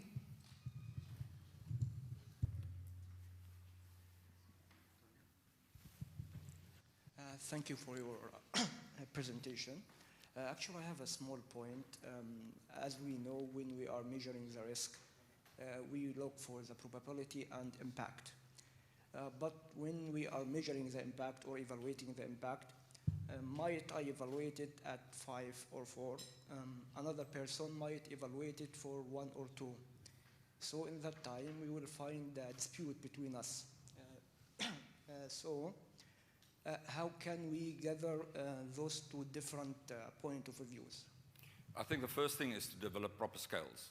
In other words, and that's what people say, they think that's quantification. The first thing is to qualify your scale. In other words, when we look at impact, to your organization, what does a 1 mean? What does a 5 mean, right? So what does a very high impact mean? So there could be two aspects, is to say the core systems are down, right? And say it might cause X amount of rand, but that's not quantification. That is a financial value to that. So my message to you is make sure your impact and your probability scales are well written and understood, so that if there are 2 people making an assessment, they would come to the same estimate approximately. Are you with me? It depends still on what people tend to think, but you need to put it into a session, and that's why the best way of doing risk assessment is to get the risk owner and the subject matter experts, people understanding the controls and understanding the business impact together in the same room, and it doesn't always happen that way, unfortunately. And then you do a facilitation and you can have that debate. Because the facilitator, for example, somebody from the risk office, the risk officer, second line of defense, has a policy and have proper written scales, and now they discuss that and then they come to an agreement, as opposed to one person sitting in the corner there, sucking that and say, quickly, I do a risk register. That's unfortunately how a lot of these risk registers at a qualitative level is done, is they leave it to somebody, and one person is looking at both impact and probability and come and report that. Now, that's not going to work, because that person typically is not the one really in the front line and the trenches understanding the controls, and from the business understanding the impact. Assalamu alaikum. I have a question regarding the same thing, maybe completion to his question. So if we have a risk register for all the organization, we have like a matrix for probability. All the risk in the organization is judging based on this probability matrix and consequence matrix which we have. So if we have cybersecurity, it's a very critical issue. So it is more professional to judging in a special risk matrix because, for example, in an organization risk matrix, we have a probability of 1 to 2 years, for example, which is maybe not applicable for cybersecurity because it's very high impact and very sensitive issues. So I don't know from your experience whether it is more proper to have a specific matrix for cybersecurity or not, and whether the historical information is the only way to have the probability, because, for example, in Corona, we're judging the overall situation because there is many attacks because people getting used these digital devices. So we judging based on overall situation, not the historical information. In historical information, we don't have cyber attacks for the internal system, for example. Okay, I think there's two issues there. I think what you're asking for is, should we have a specific matrix or scale for cybersecurity? Yeah. The answer is yes and no. What you should have is, you should have a policy and a framework and a process for enterprise risk management. Okay? Because these are categories. What is enterprise risk management? It says it is the uncertainty in relation to my strategic objectives or my operational objectives. So I'm looking at what will prevent me from achieving my objectives. Okay, so that's the context. Yeah. The second one, if I look at operational risk, then it says it is the uncertainty in relation to my systems, which include IT systems, which could be cybersecurity attacks, my people, right? my processes, and then external events. And that external events could be this threat actor from the dark web attacking me. Okay, so that becomes the context. If I look at IT, I look at IT risk as the uncertainty in relation to IT's ability to support the business. And that's where IT continuity, misalignment, and all of those things come into it, right? So the best practice is to actually then have a policy, a framework for enterprise risk management, which is the umbrella, right? Yeah. And that could then be then scales, right? What I then need to do is to say my operational risk, let's develop a policy for operational risk, because our focus and context becomes now people, process, systems, and external events, right? If I look at cybersecurity, what am I looking at? I'm looking at the uncertainty in relation to the threats to assets or potential of events and incidents of my assets that are linked to the internet. So that's what cybersecurity is about, right? And that's the thing with information security. It says it's secure, it's confidentiality, integrity, and availability, right? So yes, it affects all of those. But the real thing is, in life at the moment, organizations are being attacked via the internet. It's because of the exposure to the internet, their services, etc. So that becomes the focus. So the best way of doing that is to have a specific cybersecurity policy, a cybersecurity framework with its scales, and a process and procedures for cybersecurity risk management. Okay. So by the way, Allianz Insurance is doing an international survey every year. And guess what? What is the biggest risk that they have perceived? What is the top risk over the last 3 years? Cybersecurity. Okay. So it is something that is happening. So I don't know if I've answered you there, but you could use the same scale. Sometimes people differentiate that, but I think it's the same answer there. Is if you have a well-written and understood and applied, so training and awareness and facilitation is an important one, then you apply the scale properly, and your end result and quality would be much better. May I add to her question very briefly? In the case of not having historical data, and you don't have data to analyze, how do you minimize risk? Okay, sorry, I forgot that. The advantage, if you apply or implement the proper cybersecurity tools right now, for example, you should have a security incident and event management system, right?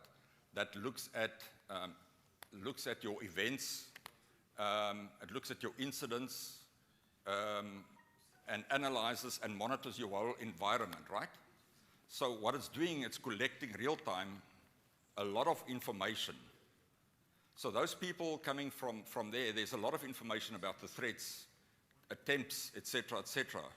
So if you have a SIM, as what they would call that, it's going to give you a wealth of information and proper data to tell you about the potential events. And that's why I'm saying I have this one example of a company that says there were 40,000 attempts. Through my SIM, I could actually see there were 40,000 attempts to actually get there. Or we had so many malware, phishing attempts, and 3 or 4 of them were successful, right? So that information is there if you just start implementing the basic cybersecurity technology to monitor. So like your network, you must also monitor your cybersecurity, and it goes down to logs, events, so I can actually see what is happening in my whole estate and in my cybersecurity environment. And that information, we want people now to be able to utilize in order to inform this probability.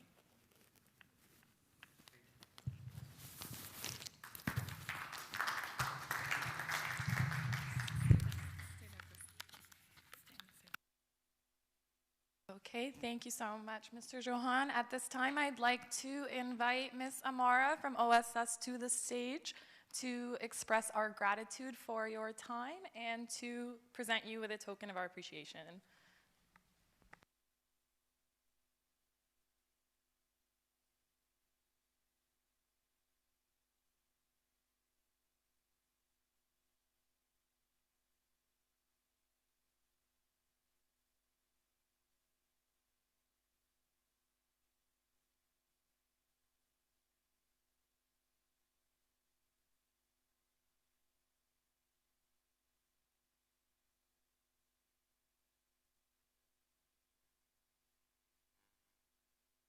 All right, I would like to now kindly invite Mr. Mandeep Singh from OSS to the stage. Thank you. Thank you. I'm going to take just a few seconds only, not more. Thanks to be with us since morning. I hope all of us are here learning a little bit today. Since morning, one of our keynote speakers have said risk of risk management, right? And one of the audiences had a question on it. Then there was another speaker and audience who has spoken a little bit about global economic uncertainty. Our next session, please don't worry, we are not going to do session right now. It's going to be after lunch. The session just after lunch, which Mr. Jimmy is going to deliver, is exactly on the same apt topic, risk of risk management in the global economic uncertainty, which we are almost staring at when the world is moving towards slowdown in the next couple of months, and recession would be looming probably end of this year. So we will request all of you to enjoy your lunch, and let's reassemble in half an hour. Lunch is at the lower ground floor by the sea, and Ms. Amara and I will be more than happy to host you there. And half an hour from now, let's reassemble and hear what Mr. Jimmy, who has 35 years of experience in this specific field, and let's try to pick up few thoughts from him. Thank you. Thank you very much. Thanks.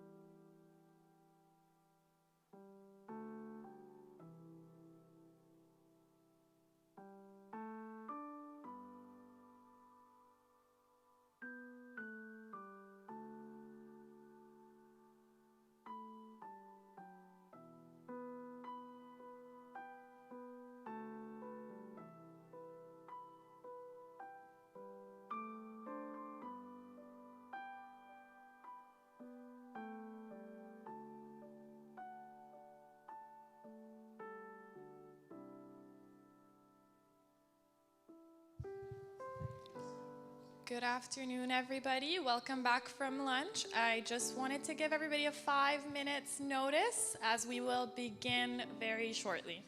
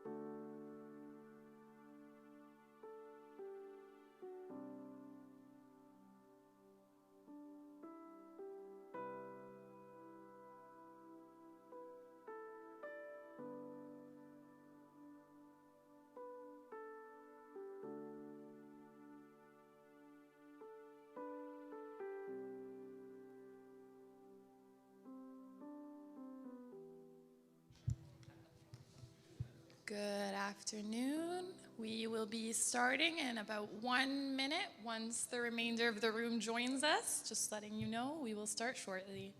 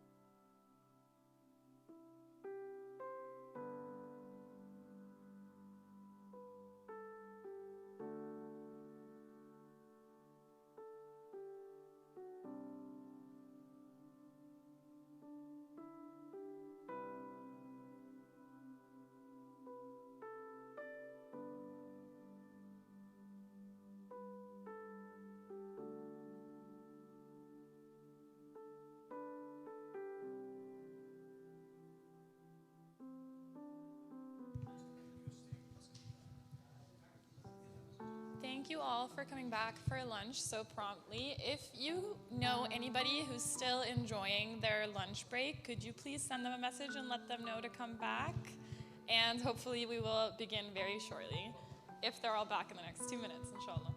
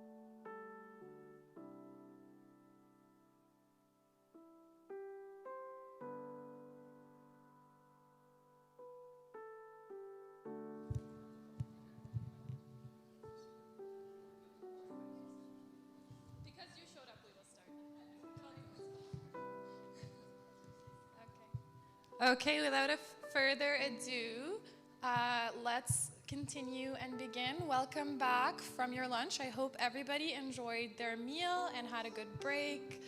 I don't know, enjoyed your salat or salatu or networked, inshallah. Now I would like to, it's my greatest pleasure to introduce a really brilliant person, a senior consultant at OSS, Mr. Jimmy Hammond. We've been talking about policy for hours, so I'm sure you're going to be very well informed after his speech. Mr. Jimmy Hammond.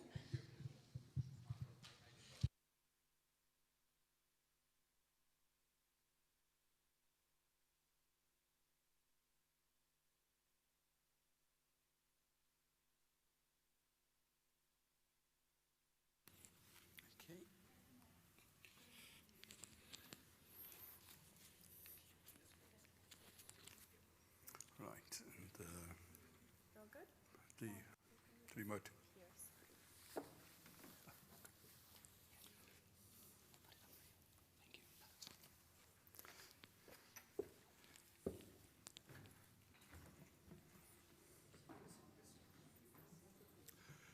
Good afternoon, everybody.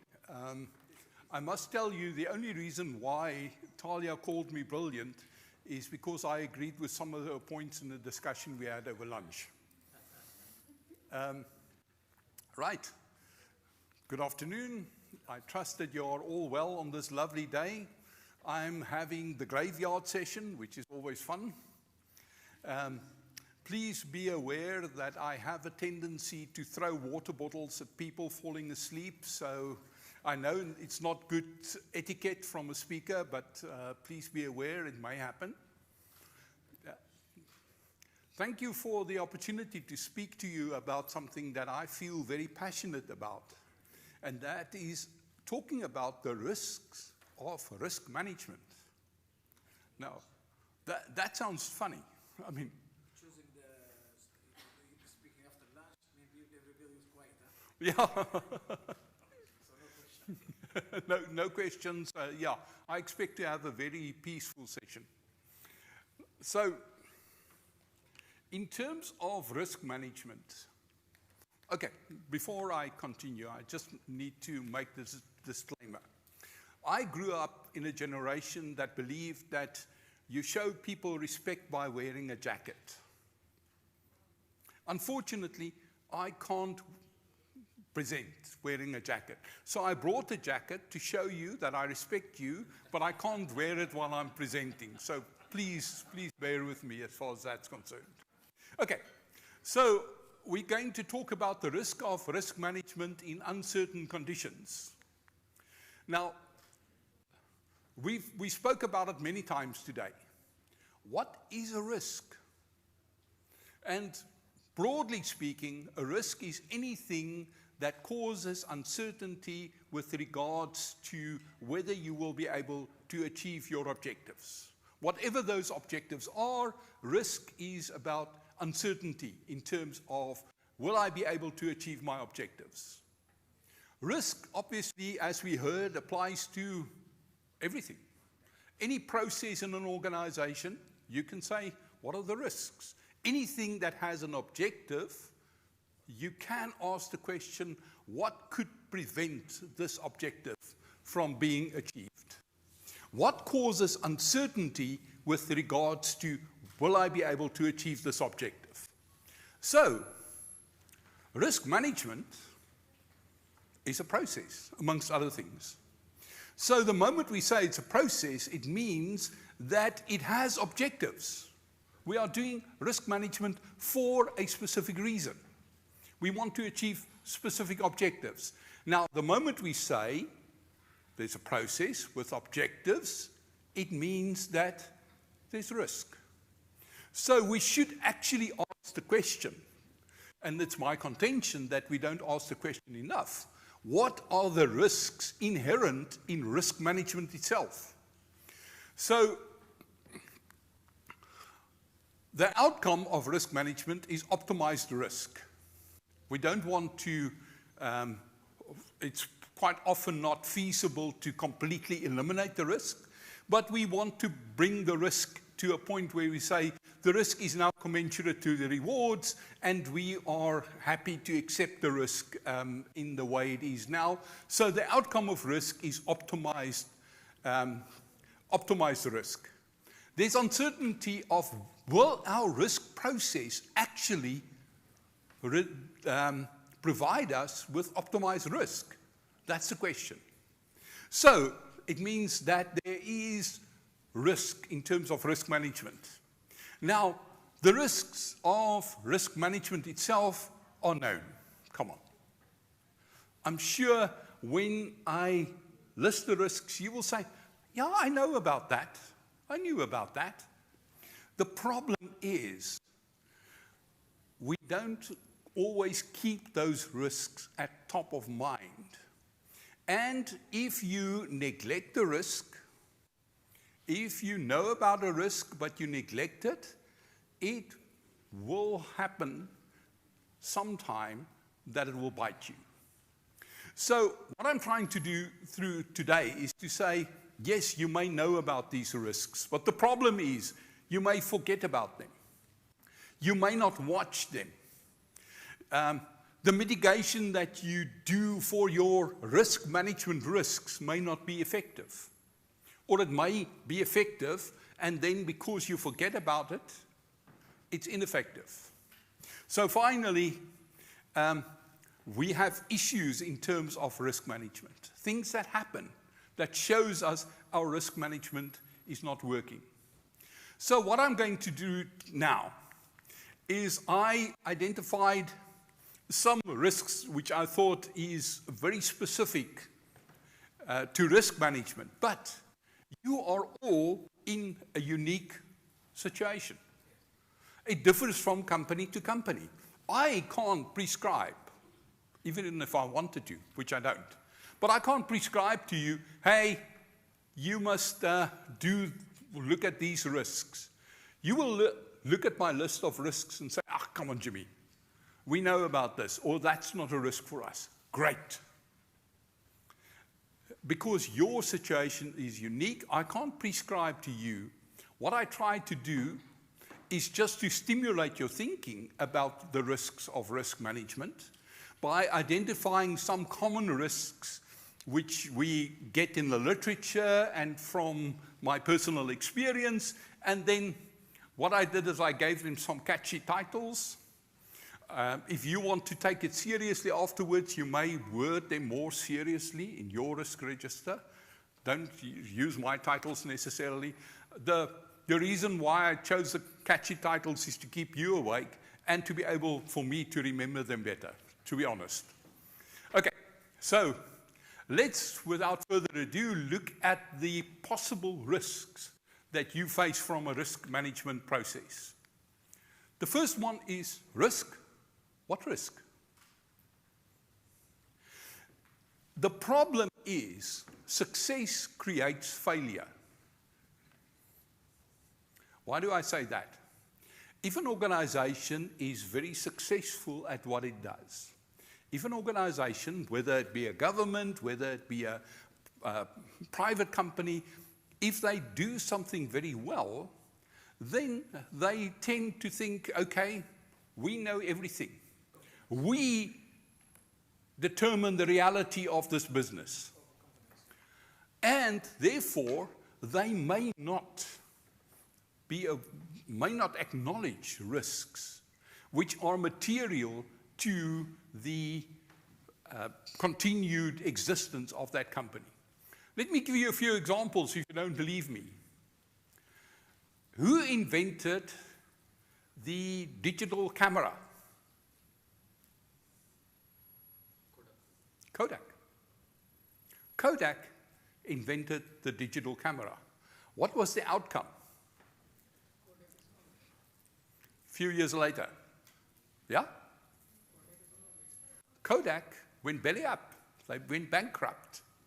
Because they were so dominant in their field, which is the manufacturing and processing of films, they said, no, the digital camera is not a risk to us. Therefore, they couldn't even see this as a risk. It went below their radar. Therefore, one of the biggest risks is that the organization may be functionally unable to identify a material risk. Therefore, they have blind spots. They don't want to see that. And if you want to, I can give you more and more examples, but I know you want to be home before midnight, so I'll just carry on. The mitigation for this, and for each of the risk factors, I basically tried to say what could be a mitigation. Once again, whether this will work for you is entirely up to your context. But I tried to think, okay, it's not good enough just to say there's a risk. What can you do about it if there's a risk? Okay, so the mitigation, the first one is paranoia. And I'm taking that's a leaf from the former CEO of Intel, Andy Grove, who basically built the culture around paranoia. He said, we must constantly be aware of threats. He actually went so far, now we can debate the ethics of that, but he went so far to set a target to his legal department and say, I want you to sue so many companies, other companies, who might potentially be a threat to us. So paranoia is required. You always have to say, somebody out there is plotting against me. Somebody out there wants to take our business. They want to take our lunch. So paranoia is the first one. And from a risk practitioner perspective, you need to encourage people to be paranoid. To say, just because you think it's not going to happen, it doesn't mean it's not going to happen. Second one, and that's a very important one, you need to encourage your management to support bad news. The problem is, once you become successful, nobody wants to hear bad news. We want to hide it. So, and what information does the top management get? Only the good news, only what they want to hear. And if they give an indication, we only want to hear good news, then they will only hear good news. I'm speculating now, but what information do you think did Vladimir Putin get before he decided on his military operation in Ukraine? I bet, I'm prepared to bet a lot, that the FSB gave him the information that supported his ideas. No, it's not a risk. The Ukraine will fall. The people will love the Russians coming in. So the Russian tanks rolled in with their dress uniforms packed, because in 2 weeks everything will be over. So the problem is that Putin could not see that risk, and part of that reason was there was a discouragement of bad news. So bad news and paranoia is the antidote to this risk. A second risk, and you will see some of the risks overlap. The second one is where people know about the risk, but they deliberately downplay the risk. For instance, and that's called the state of denial, which is a very big state. A lot of people live in that state of denial. So they are aware of the risk, but they refuse to take the risk seriously. The people at NASA were warned time after time about the vulnerability of the O-rings on the booster rockets of the space shuttle. They choose to ignore the risk. That's not a risk. They were warned just before the launch of the Challenger that the cold actually worsens the risk. No, that's no risk. We all know what happened to the Challenger. So there's a risk, but no, we don't think this is a risk. It can't be a risk. Denying the seriousness of the risk. Mitigation, once again, paranoia, bad news, black hats. If you're familiar with the work of De Bono says there are different hats that people wear in a group. There's a red hat for emotion, there's a white hat, there's a blue hat.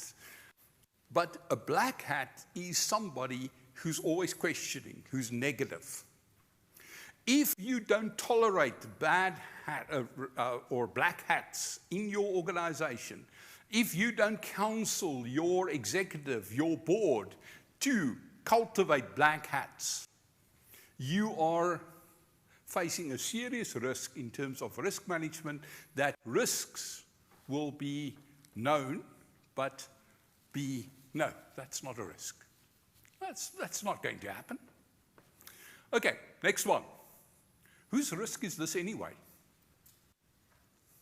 Okay. Who owns a risk? Who should be the owner of a risk?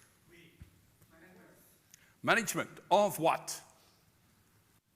You, yeah? Yeah, the manager of the area in which the risk occurs. That's the risk owner, right? We all know that, come on. We professionals in risk management, we know risk ownership is with the management. However, the risk here is if you are not very careful, then you, as the risk practitioners, end up with owning the risk. And this is a very real threat. I've seen that happening so many times. Tom Peters and Waterman wrote a book, the first management bestseller. They started an unfortunate unfortunate trend of management bestsellers. The book was called In Search of Excellence. In Search of Excellence, Peters and Waterman made the statement, if you want to destroy quality in an organization, you create a quality function. Now, that sounds paradoxical. Why would creating a quality function destroy quality? The answer is very simple. Because if you have a quality function, then the line managers say, quality is not my responsibility, it's the responsibility of the quality function. We have a quality inspector. I don't have to worry about quality. The quality inspector will catch it. So the moment you create a specialized function, you create the risk of the accountability for that function then going to a support function and not to the original risk owners. So Lewis A. Allen, in a management program almost half a century ago, said, we need to clearly distinguish there's a line responsibility and a staff responsibility. Line responsibility, who is responsible for the results? That is line responsibility. Staff responsibility, they have to provide support to the line responsibility. So, a risk management function within an organization is a staff accountability. You should be held accountable for the quality of the tools that you provide, for the quality of the advice that you provide, but you are not accountable and should never be accountable for the risk itself. Now you may say, well, that's not really an issue for us. That doesn't happen to us. Here's the problem. Let's take something like KPIs. You've got KPIs for risk, right? Good. Now you're measuring the KPIs. If the KPIs are not met, who's accountable? You as the risk function? Okay. The risk realized. You should not be accountable for the achievement of risk KPIs. You should be accountable for measuring, maybe, for reporting, but if the risk KPIs are not met, it should be asked from the risk owners. Now, see, I'm overstaying my welcome, so I'll try and be a bit quicker for the rest. We can relax now. We've got risk management. I'm sure you get the same thing with health and safety. Oh, we have a health and safety function, so we can relax about health and safety now. The problem is, this is a thing where you say the compliance to risk and safety becomes the goal. ISO 31000, compliant, ha, tick. COSO, oh yeah, there's COSO as well, compliant, tick. That, honorable ladies and gentlemen, is never the goal. The goal is to achieve the result of reduction of risk. So the compliance in itself is not the goal. It's a measure that you can use, but it can and should never be the goal in itself. So what is the mitigation of that? Keys, keep it simple. I still see in many risk policies and residual risk and inherent risk, and inherent risk, you need to strip everything. Come on. Just make it simple enough so that it will achieve the objective. Don't overcomplicate it, please. And focus on the outcome. Constantly ask yourself, is what we're doing actually going to optimize risk? If it's not doing that, then don't do it. Don't do it just for the sake of saying, I'm compliant. Right, you see. So, now, let's see if you can spot the risk. If in case, I'm sure you know it, but in case you don't, let me tell you. People will hide risks from you as risk practitioners. They will hide their risks for various reasons. Obviously, one may be that they get punished if they report on the risk. The other one may be that they know that they've been remiss and they're trying to hide something and they hope that nothing will happen. Or it could be that, in some cases, criminal activity. There was a major company in South Africa who had an excellent board in terms of their knowledge of governance. They used some of the best experts in the country to do a risk assessment for them, risk management, risk register. Afterwards, it was found that the CEO engaged in highly risky deals and used some very creative accounting practices to hide that. So the company basically went under, despite all the risks. And so I thought, okay, this was clearly the risk analysis wasn't done well. But the problem is the CEO was hiding that information from everybody, including the board. So he just hid the information that would give you the risk. So how do you mitigate that? A culture of reporting, in other words, you make sure that people are not penalized for reporting a risk. As a matter of fact, you make sure that people are rewarded if they report risks. Safety example. One of the risk indicators is the number of near misses, right? But quite often, we penalize people when they report a near miss. So we should actually encourage people to report their risks. Not reporting a risk should be a capital crime, and it should be punished by execution at dawn. But reporting a risk is good. That's always good. That's the first thing, the culture. The second thing is you must use your third line of defense as much as possible, use internal audits, use other verification to try and, because you as a risk practitioner are usually reliant on information provided to you by the subject matter experts. In some cases, you may need a third line of defense to actually test the information that you're being provided by doing an audit, a real audit. We have a risk register, and it's beautiful. From this one I got from the 45th President of the United States, one Donald J. Trump. Everything was beautiful. So we have a beautiful risk register. We can show it to you. Look at it, and look at our heat map. You would like that. Look at the heat map. Quite often, that's the focus of our risk management. That is not the focus. The focus is, what do you do about the risks that have been listed in the risk register?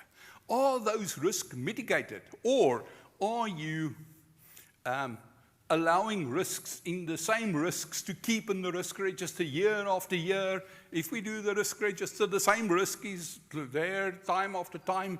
If that's the case, you're not doing your job as an organization. The purpose of the risk register is to be the basis for mitigating the risk. The risk register is not a goal in itself. It is a step in the process. So to mitigate, you need relentless focus on mitigation. You need to project manage the mitigation. In other words, you need to make sure there's clear accountability, there are clear deadlines, there are resources allocated if need be. And you need to make sure that your risk mitigation is measured by KPIs. The KPI should not focus on the risk register. It should focus very strongly on how many of the risks have actually been mitigated. Risk management is a risk. Now, this is a funny one. The problem is quite often when organizations implement controls to manage risks, the controls end up by causing a bigger damage than the risk that they're controlling. In one of my former colleagues did a study. He said, if you buy a pen through the procurement system of the company, simple pen. Let's say the cost of the pen is 1 real. Now I buy the pen through the procurement system. How much do you think it costs them to buy the pen through the procurement system? The true costs of that pen? 8. So the procurement system and all its controls that are there to prevent people from stealing pens actually inflated the cost of small cost items, of which they bought thousands, by 8 times. So you must always make sure that the risk control, that the control is appropriate to the risk, because sometimes the controls end up by costing more than the risk. Yes. Furthermore, you should always question a control. Yeah, short story. In South Africa, they got X-ray machines, like in most countries. Government buildings, you go in, you put your bag in the X-ray machine, it goes on a conveyor belt, checks your bag.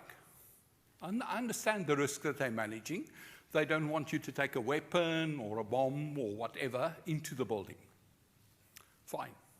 But if you leave the building, they X-ray the bag again. So what risk are they controlling? Maybe they think, I got a gun in the building and I'm now taking it out. Come on! So why are they using the X-ray machine 2 ways? Because somebody found out this is bidirectional. How amazing is this? So we can use it for bags coming in and out without anybody ever being able to tell me, why are you X-raying bags leaving? So we should relentlessly question all our controls and ask them, what risk are we actually managing through this control? And is this control effective in managing that risk? Okay. This is Earth calling risk management. What your risk management process should always be valid within the context of your current organization. I once did an exercise which was aligned to BCI, business continuity, blah, blah, blah. Okay. So we did a business impact analysis. And, you know, look at the risk for systems, what can take the systems down. And then one of the participants looked at me and he said, where are you coming from? Do you realize that process is not working at the moment? Now, you want to do a business impact analysis to protect it against future risk. But right now, it's not working. So what are you talking about? Are you crazy? And this is where I'm talking about risk management also within a fragile economy. Your risk management should be appropriate. It's not just business as usual. Firstly, by the way, if you did the risk management well, you would have equipped the organization with resilience to be able to weather this poor economic climate. But if you're in there, regardless of how you got there, your risk management needs to be appropriate to the organization now. Don't just carry on business as usual. We risk management. We're doing business as usual. The organization is falling apart amongst us, but we do risk management. You need to make sure that your risk management process is always appropriate to where the organization is right now. If you are a highly stable organization, highly sophisticated, then you start focusing on small risks, etc. If it's a question of the sailing on the Titanic, then it doesn't really make sense to say, let's do a proper risk analysis on where to put the desk chairs. Okay, conclusion. I tried to identify some examples of the risks of risk management. Even if none of these examples apply to you, if I manage to get you to think about the risks of risk management, to say, maybe I should do a risk analysis on my risk management process, then I will be well satisfied. Thank you very much.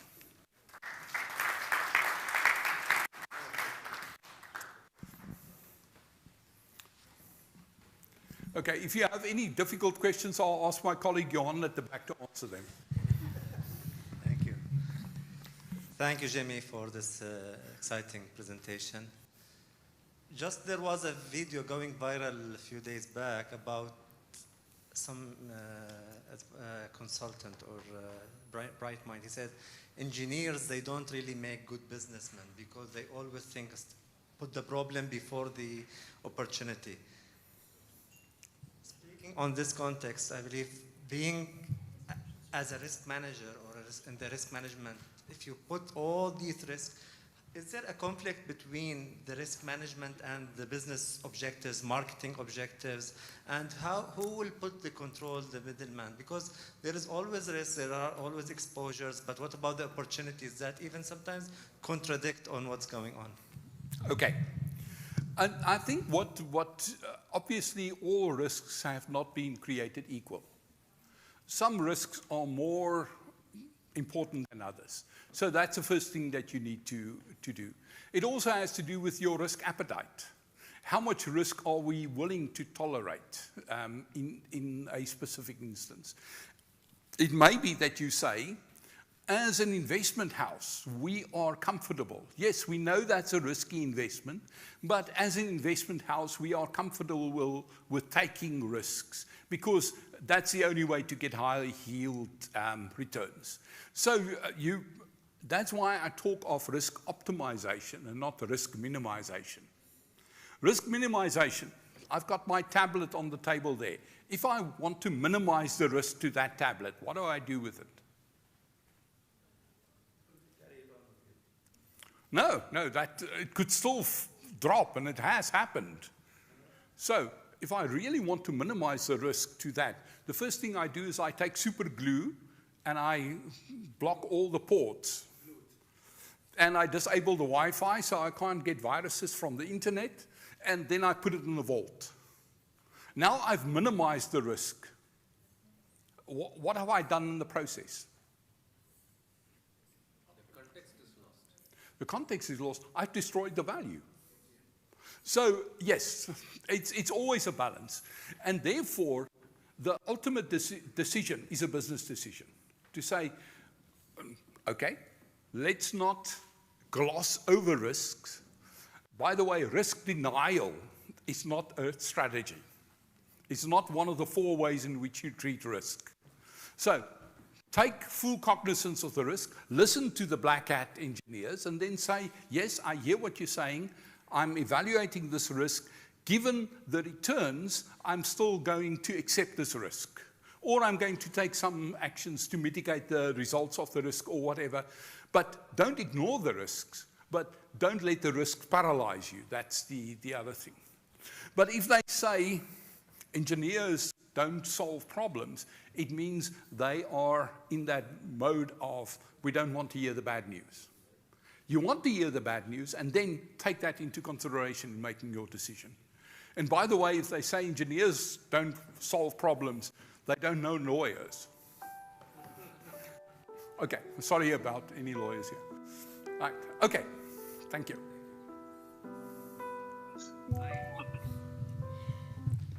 Thank you, Jimmy. I just want to give a context, so just for me to get it clear. So I'm just talking from where I come from. Nicely you have said, you explain the governance, who owns the risk owner and everything. So if we got functional or business, yeah, and then we have a risk management department, then we have a management. Now those high risk, who should be the owner of the high risk after the assessment, that has been going on? Is it the higher management? Is it even the board? Or it's the business owner? Or it's the risk management department? Okay. Okay, thank you. Right. The answer to that is never the risk management department. Never. Because those are not your risks. The risks are a line management responsibility. So if there are risks that are of material effect to the organization, the board needs to know about these risks, and what they then need to do is they need to hold people accountable for fixing those risks. And they need to get a follow-up report to say, has this risk been mitigated? But it should be very rare, if ever, that they say, risk management, you have to fix this. Because it's not your risk. You don't own the risk. You should provide the reports, provide the metrics, provide the information needed, and if need be, you can consult with the manager in terms of what is the best tactic for doing this. So you can provide specialist advice, consulting, but you are not accountable. Khalas.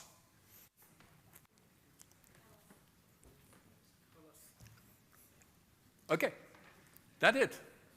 Stunned silence. Thank you very much. I really enjoyed being able to speak to you.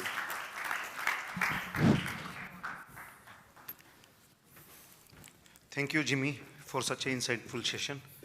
May I please invite Ms. Amara to honor Mr. Jimmy with the memento.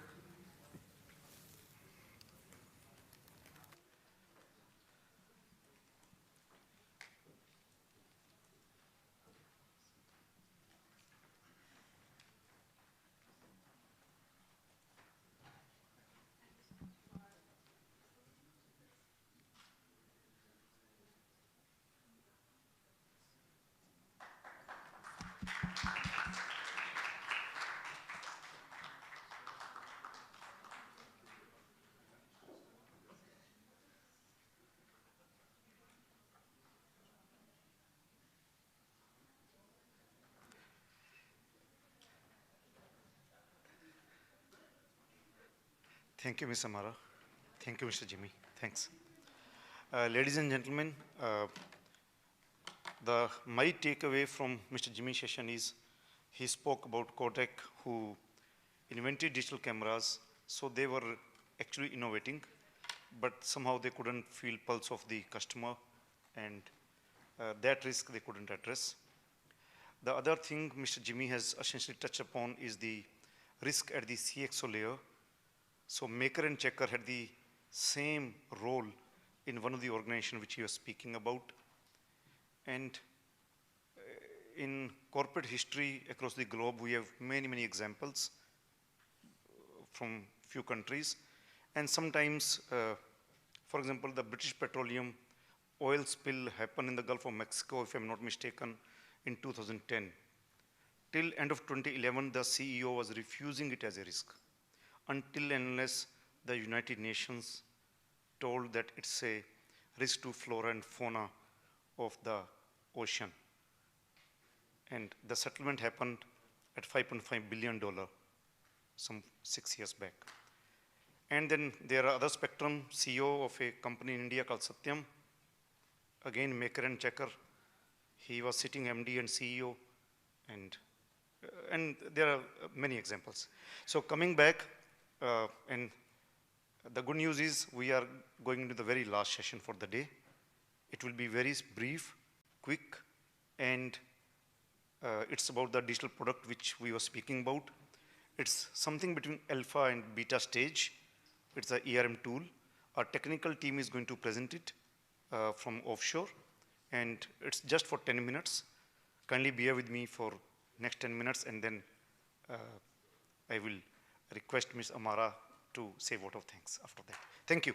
Thank you very much. Thanks.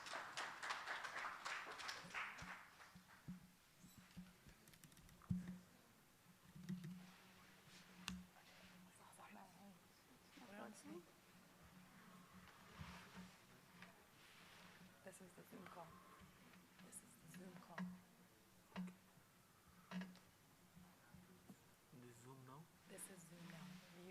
viewing Ahmed's screen.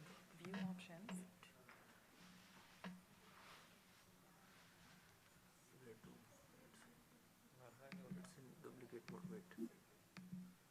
No, this is their Zoom. This is not my tabs. I have view, my friend. It's in duplicate. You have to duplicate the screen. Click view. No, it's duplicate. Wait. Okay, where was this 5 minutes ago? Close the WhatsApp, please. No, don't. I asked for your help 5 minutes ago, yeah? You ready? Screen is extended, but we have to. We need to go to settings. Yes. Wait. Don't. If you connect, then only we can. Finish your, please. I asked you 5 minutes ago for your help. Yeah?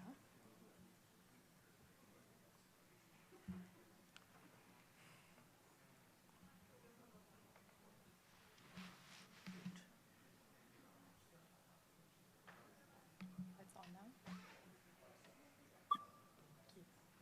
Keep. It's on.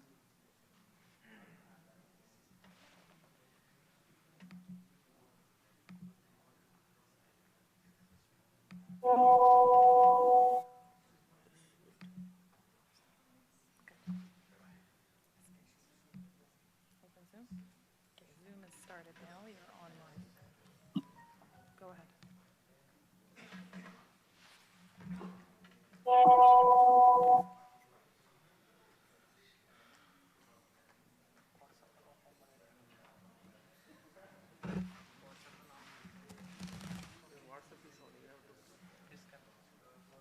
How do I disconnect?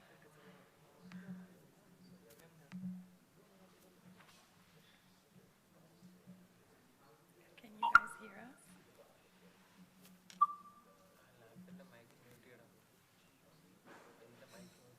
It's not mute. Yes, Talia, you're audible. Hello, Rahma, we can hear you.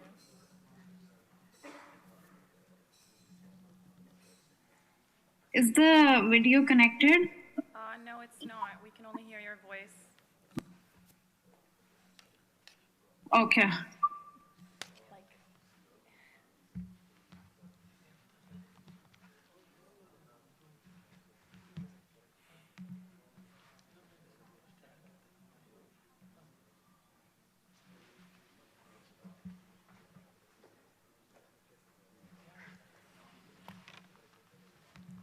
Hi, I'm sorry. Can anyone hear me? I texted you saying we're going on live. Can you please start? It's already connected, yes. Yes, but they're not starting.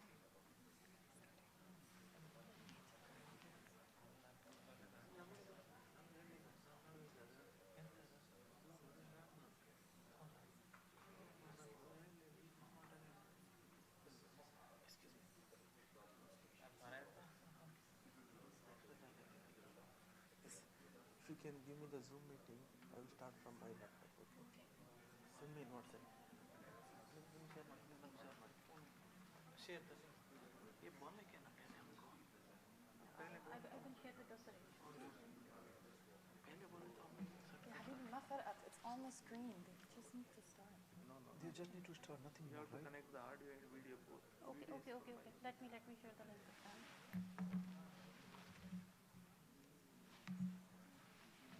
Mandeep जी, आप kindly audience को connect करें, उनके साथ बातचीत करें, हम करते हैं इसको.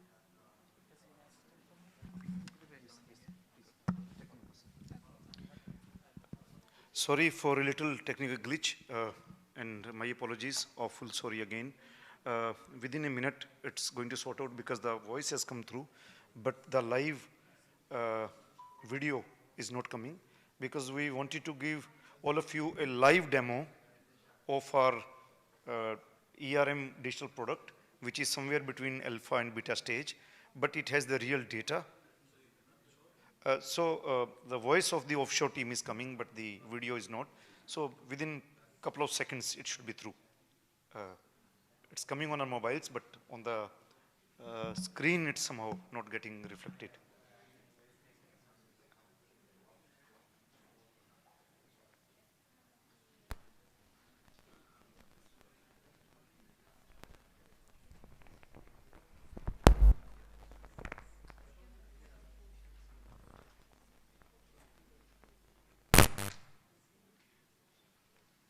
we wanted to give all of you a live demo of our ERM digital product, which is somewhere between alpha and beta stage, but it has the real data.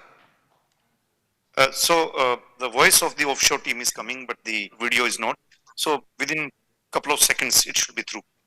Nevertheless, it's coming on the mobile, but on the digital product name is Pronoc.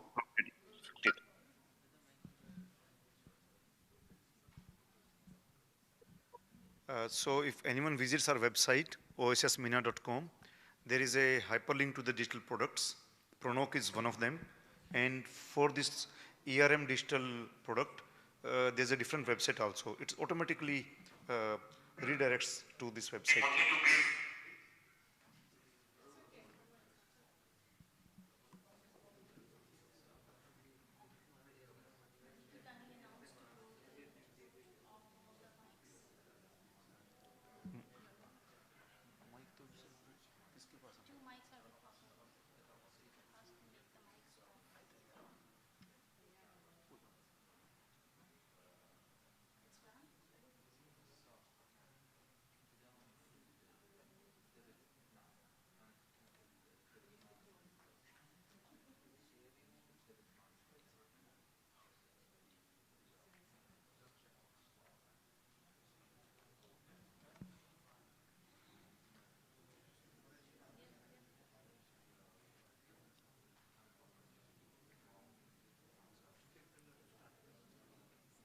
Okay, so we are starting and we are promising to end in, we'll do a hard stop in 10 minutes. So we'll keep our commitment and we'll do a hard stop, whatever stage it is into. If you have any good questions or very good questions, we'll take it offline. Thank you. Thanks. Thank you, Mr. Mandeep. Good afternoon, assalamu alaikum, ladies and gentlemen. Thank you for joining our ERM workshop today. This is Rohma with my with other Mr. Ashfaq and Mr. Mushtaq from our technical team. I hope today has been super insightful for you in understanding and managing risk within your organization. So OSS not only offers risk management compliance and training, but also equips your business with an automated end-to-end risk management solution. Here you can see our website, pronoc.com. We quickly switch to a live demonstration of the product. Mr. Ashfaq, if you please. Thank you, Mr. Rahman. I'm audible? Yes, yes. Please go ahead. That's great. So, gentlemen, this is just a glimpse of our system, our risk management system, where you can register all the potential risk and all the flows is there. So let me give you the brief overflow. So here, this is the process flow of our risk management system. In the first stage, you will identify all the potential risk in an organization. So let me give you a generic example. For example, we're driving a car. While driving a car, we can have multiple risks. So it can be fatal accident, tire explosion, or anything. So if we give the example of industrial fire, so we can have multiple threats like while the reason will be welding flames or electric motor overload. So this is just the number of feet. So this is very interactive system. So you can see, I'm giving you an example, the previous recorded example, that the initial risk was 20, the score was 20. So once you fill all these registers and mitigations, the score will be 90. So let me give you the example. We're showing you it in the both diagram as well. So this is the example, the real runtime example. So again, it's a very interactive system. You can see all the controls and mitigations on the right hand side. So let me start from the top. We start registering the cost center, either it's internal risk or external risk, and then the cost, the taxonomy, again, very user-friendly system on this. So you can see, from here, you can see either under which category it lies, either it's operational, compliance, strategic, or financial. And you can select the tree by structure, you can select all the possible categories, and you select any one of this. Like say I'm going to select the channels. So this is how it works.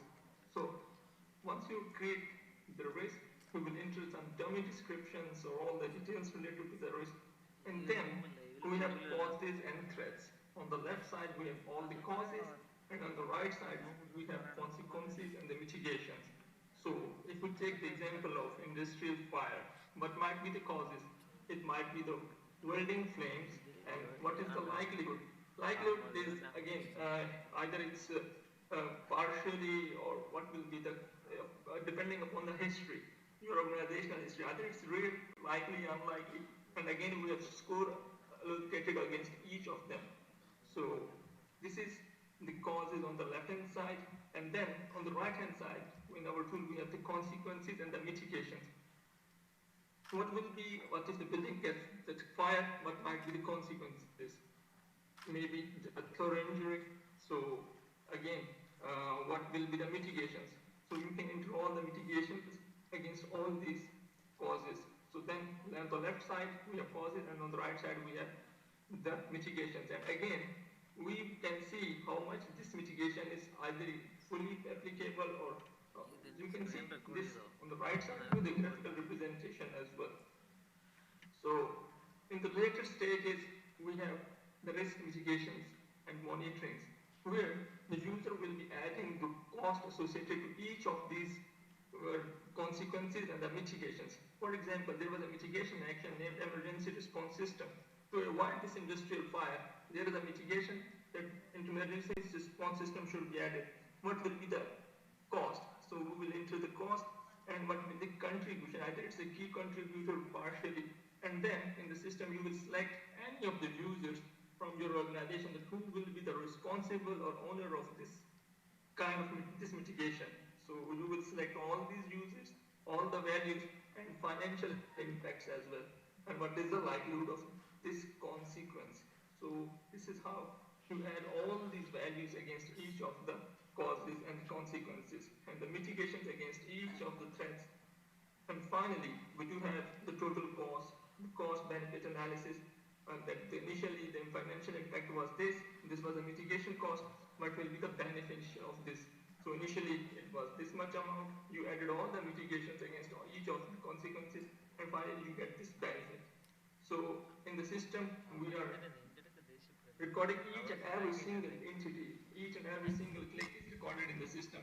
When it was created, and all those flows.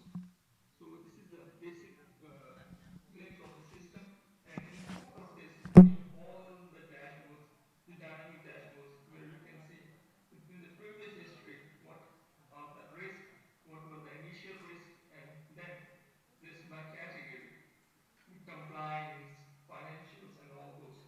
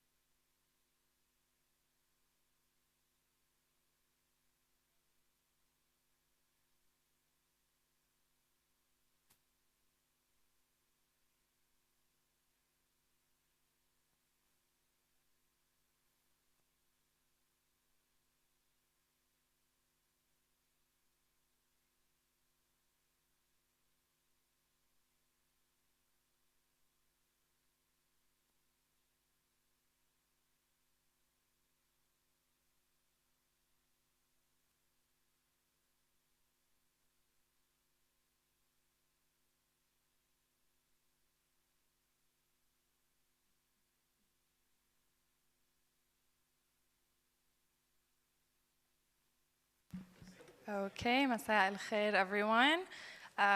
We have now reached the end of today's workshops and engaging conference. I would like to take this time to first off thank you all for taking time out of your very busy schedules and valuable time to take part in the conference and engage with the speakers. And of course, I would also like to take this time to once again express our utmost appreciation for all of the speakers who graced us with their insights today, Mr. Johan, Mr. Hekmat, Mr. Jimmy, Mr. Joyvir, and Miss Ashwini, who has now left. And last but not least, I also just want to take a moment to acknowledge the great work of Miss Amara Ibad Ali and Mr. Mandeep Singh from OSS for organizing this exceptional event today.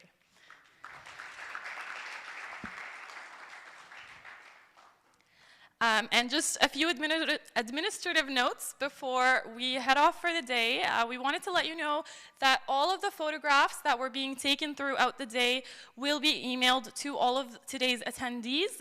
But if you want any more information or requests those pictures, you're welcome to contact Ms. Amara. Also, we would like to notify all the speakers that we will be emailing you your certificate award for your great participation today. And last but not least, please do connect with us on LinkedIn. Stay connected with us for all of our upcoming events. Thank you so much. And most importantly, من بعد إذنكم, if we could please kindly request for everybody to come up to the stage so we can take one big group picture, if that's okay. تفضلوا يلا يلا واحد اثنين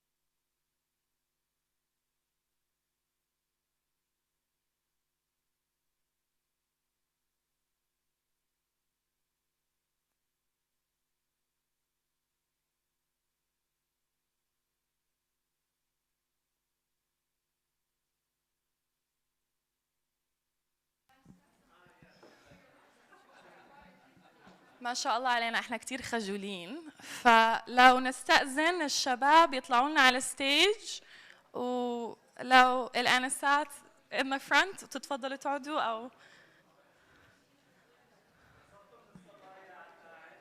يا تفضلوا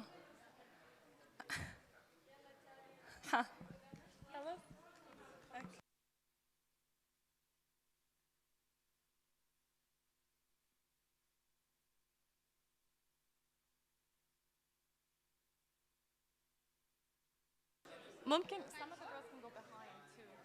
Yeah. ممكن الانسات برضه يجوا ورا الكراسي هون. Yeah.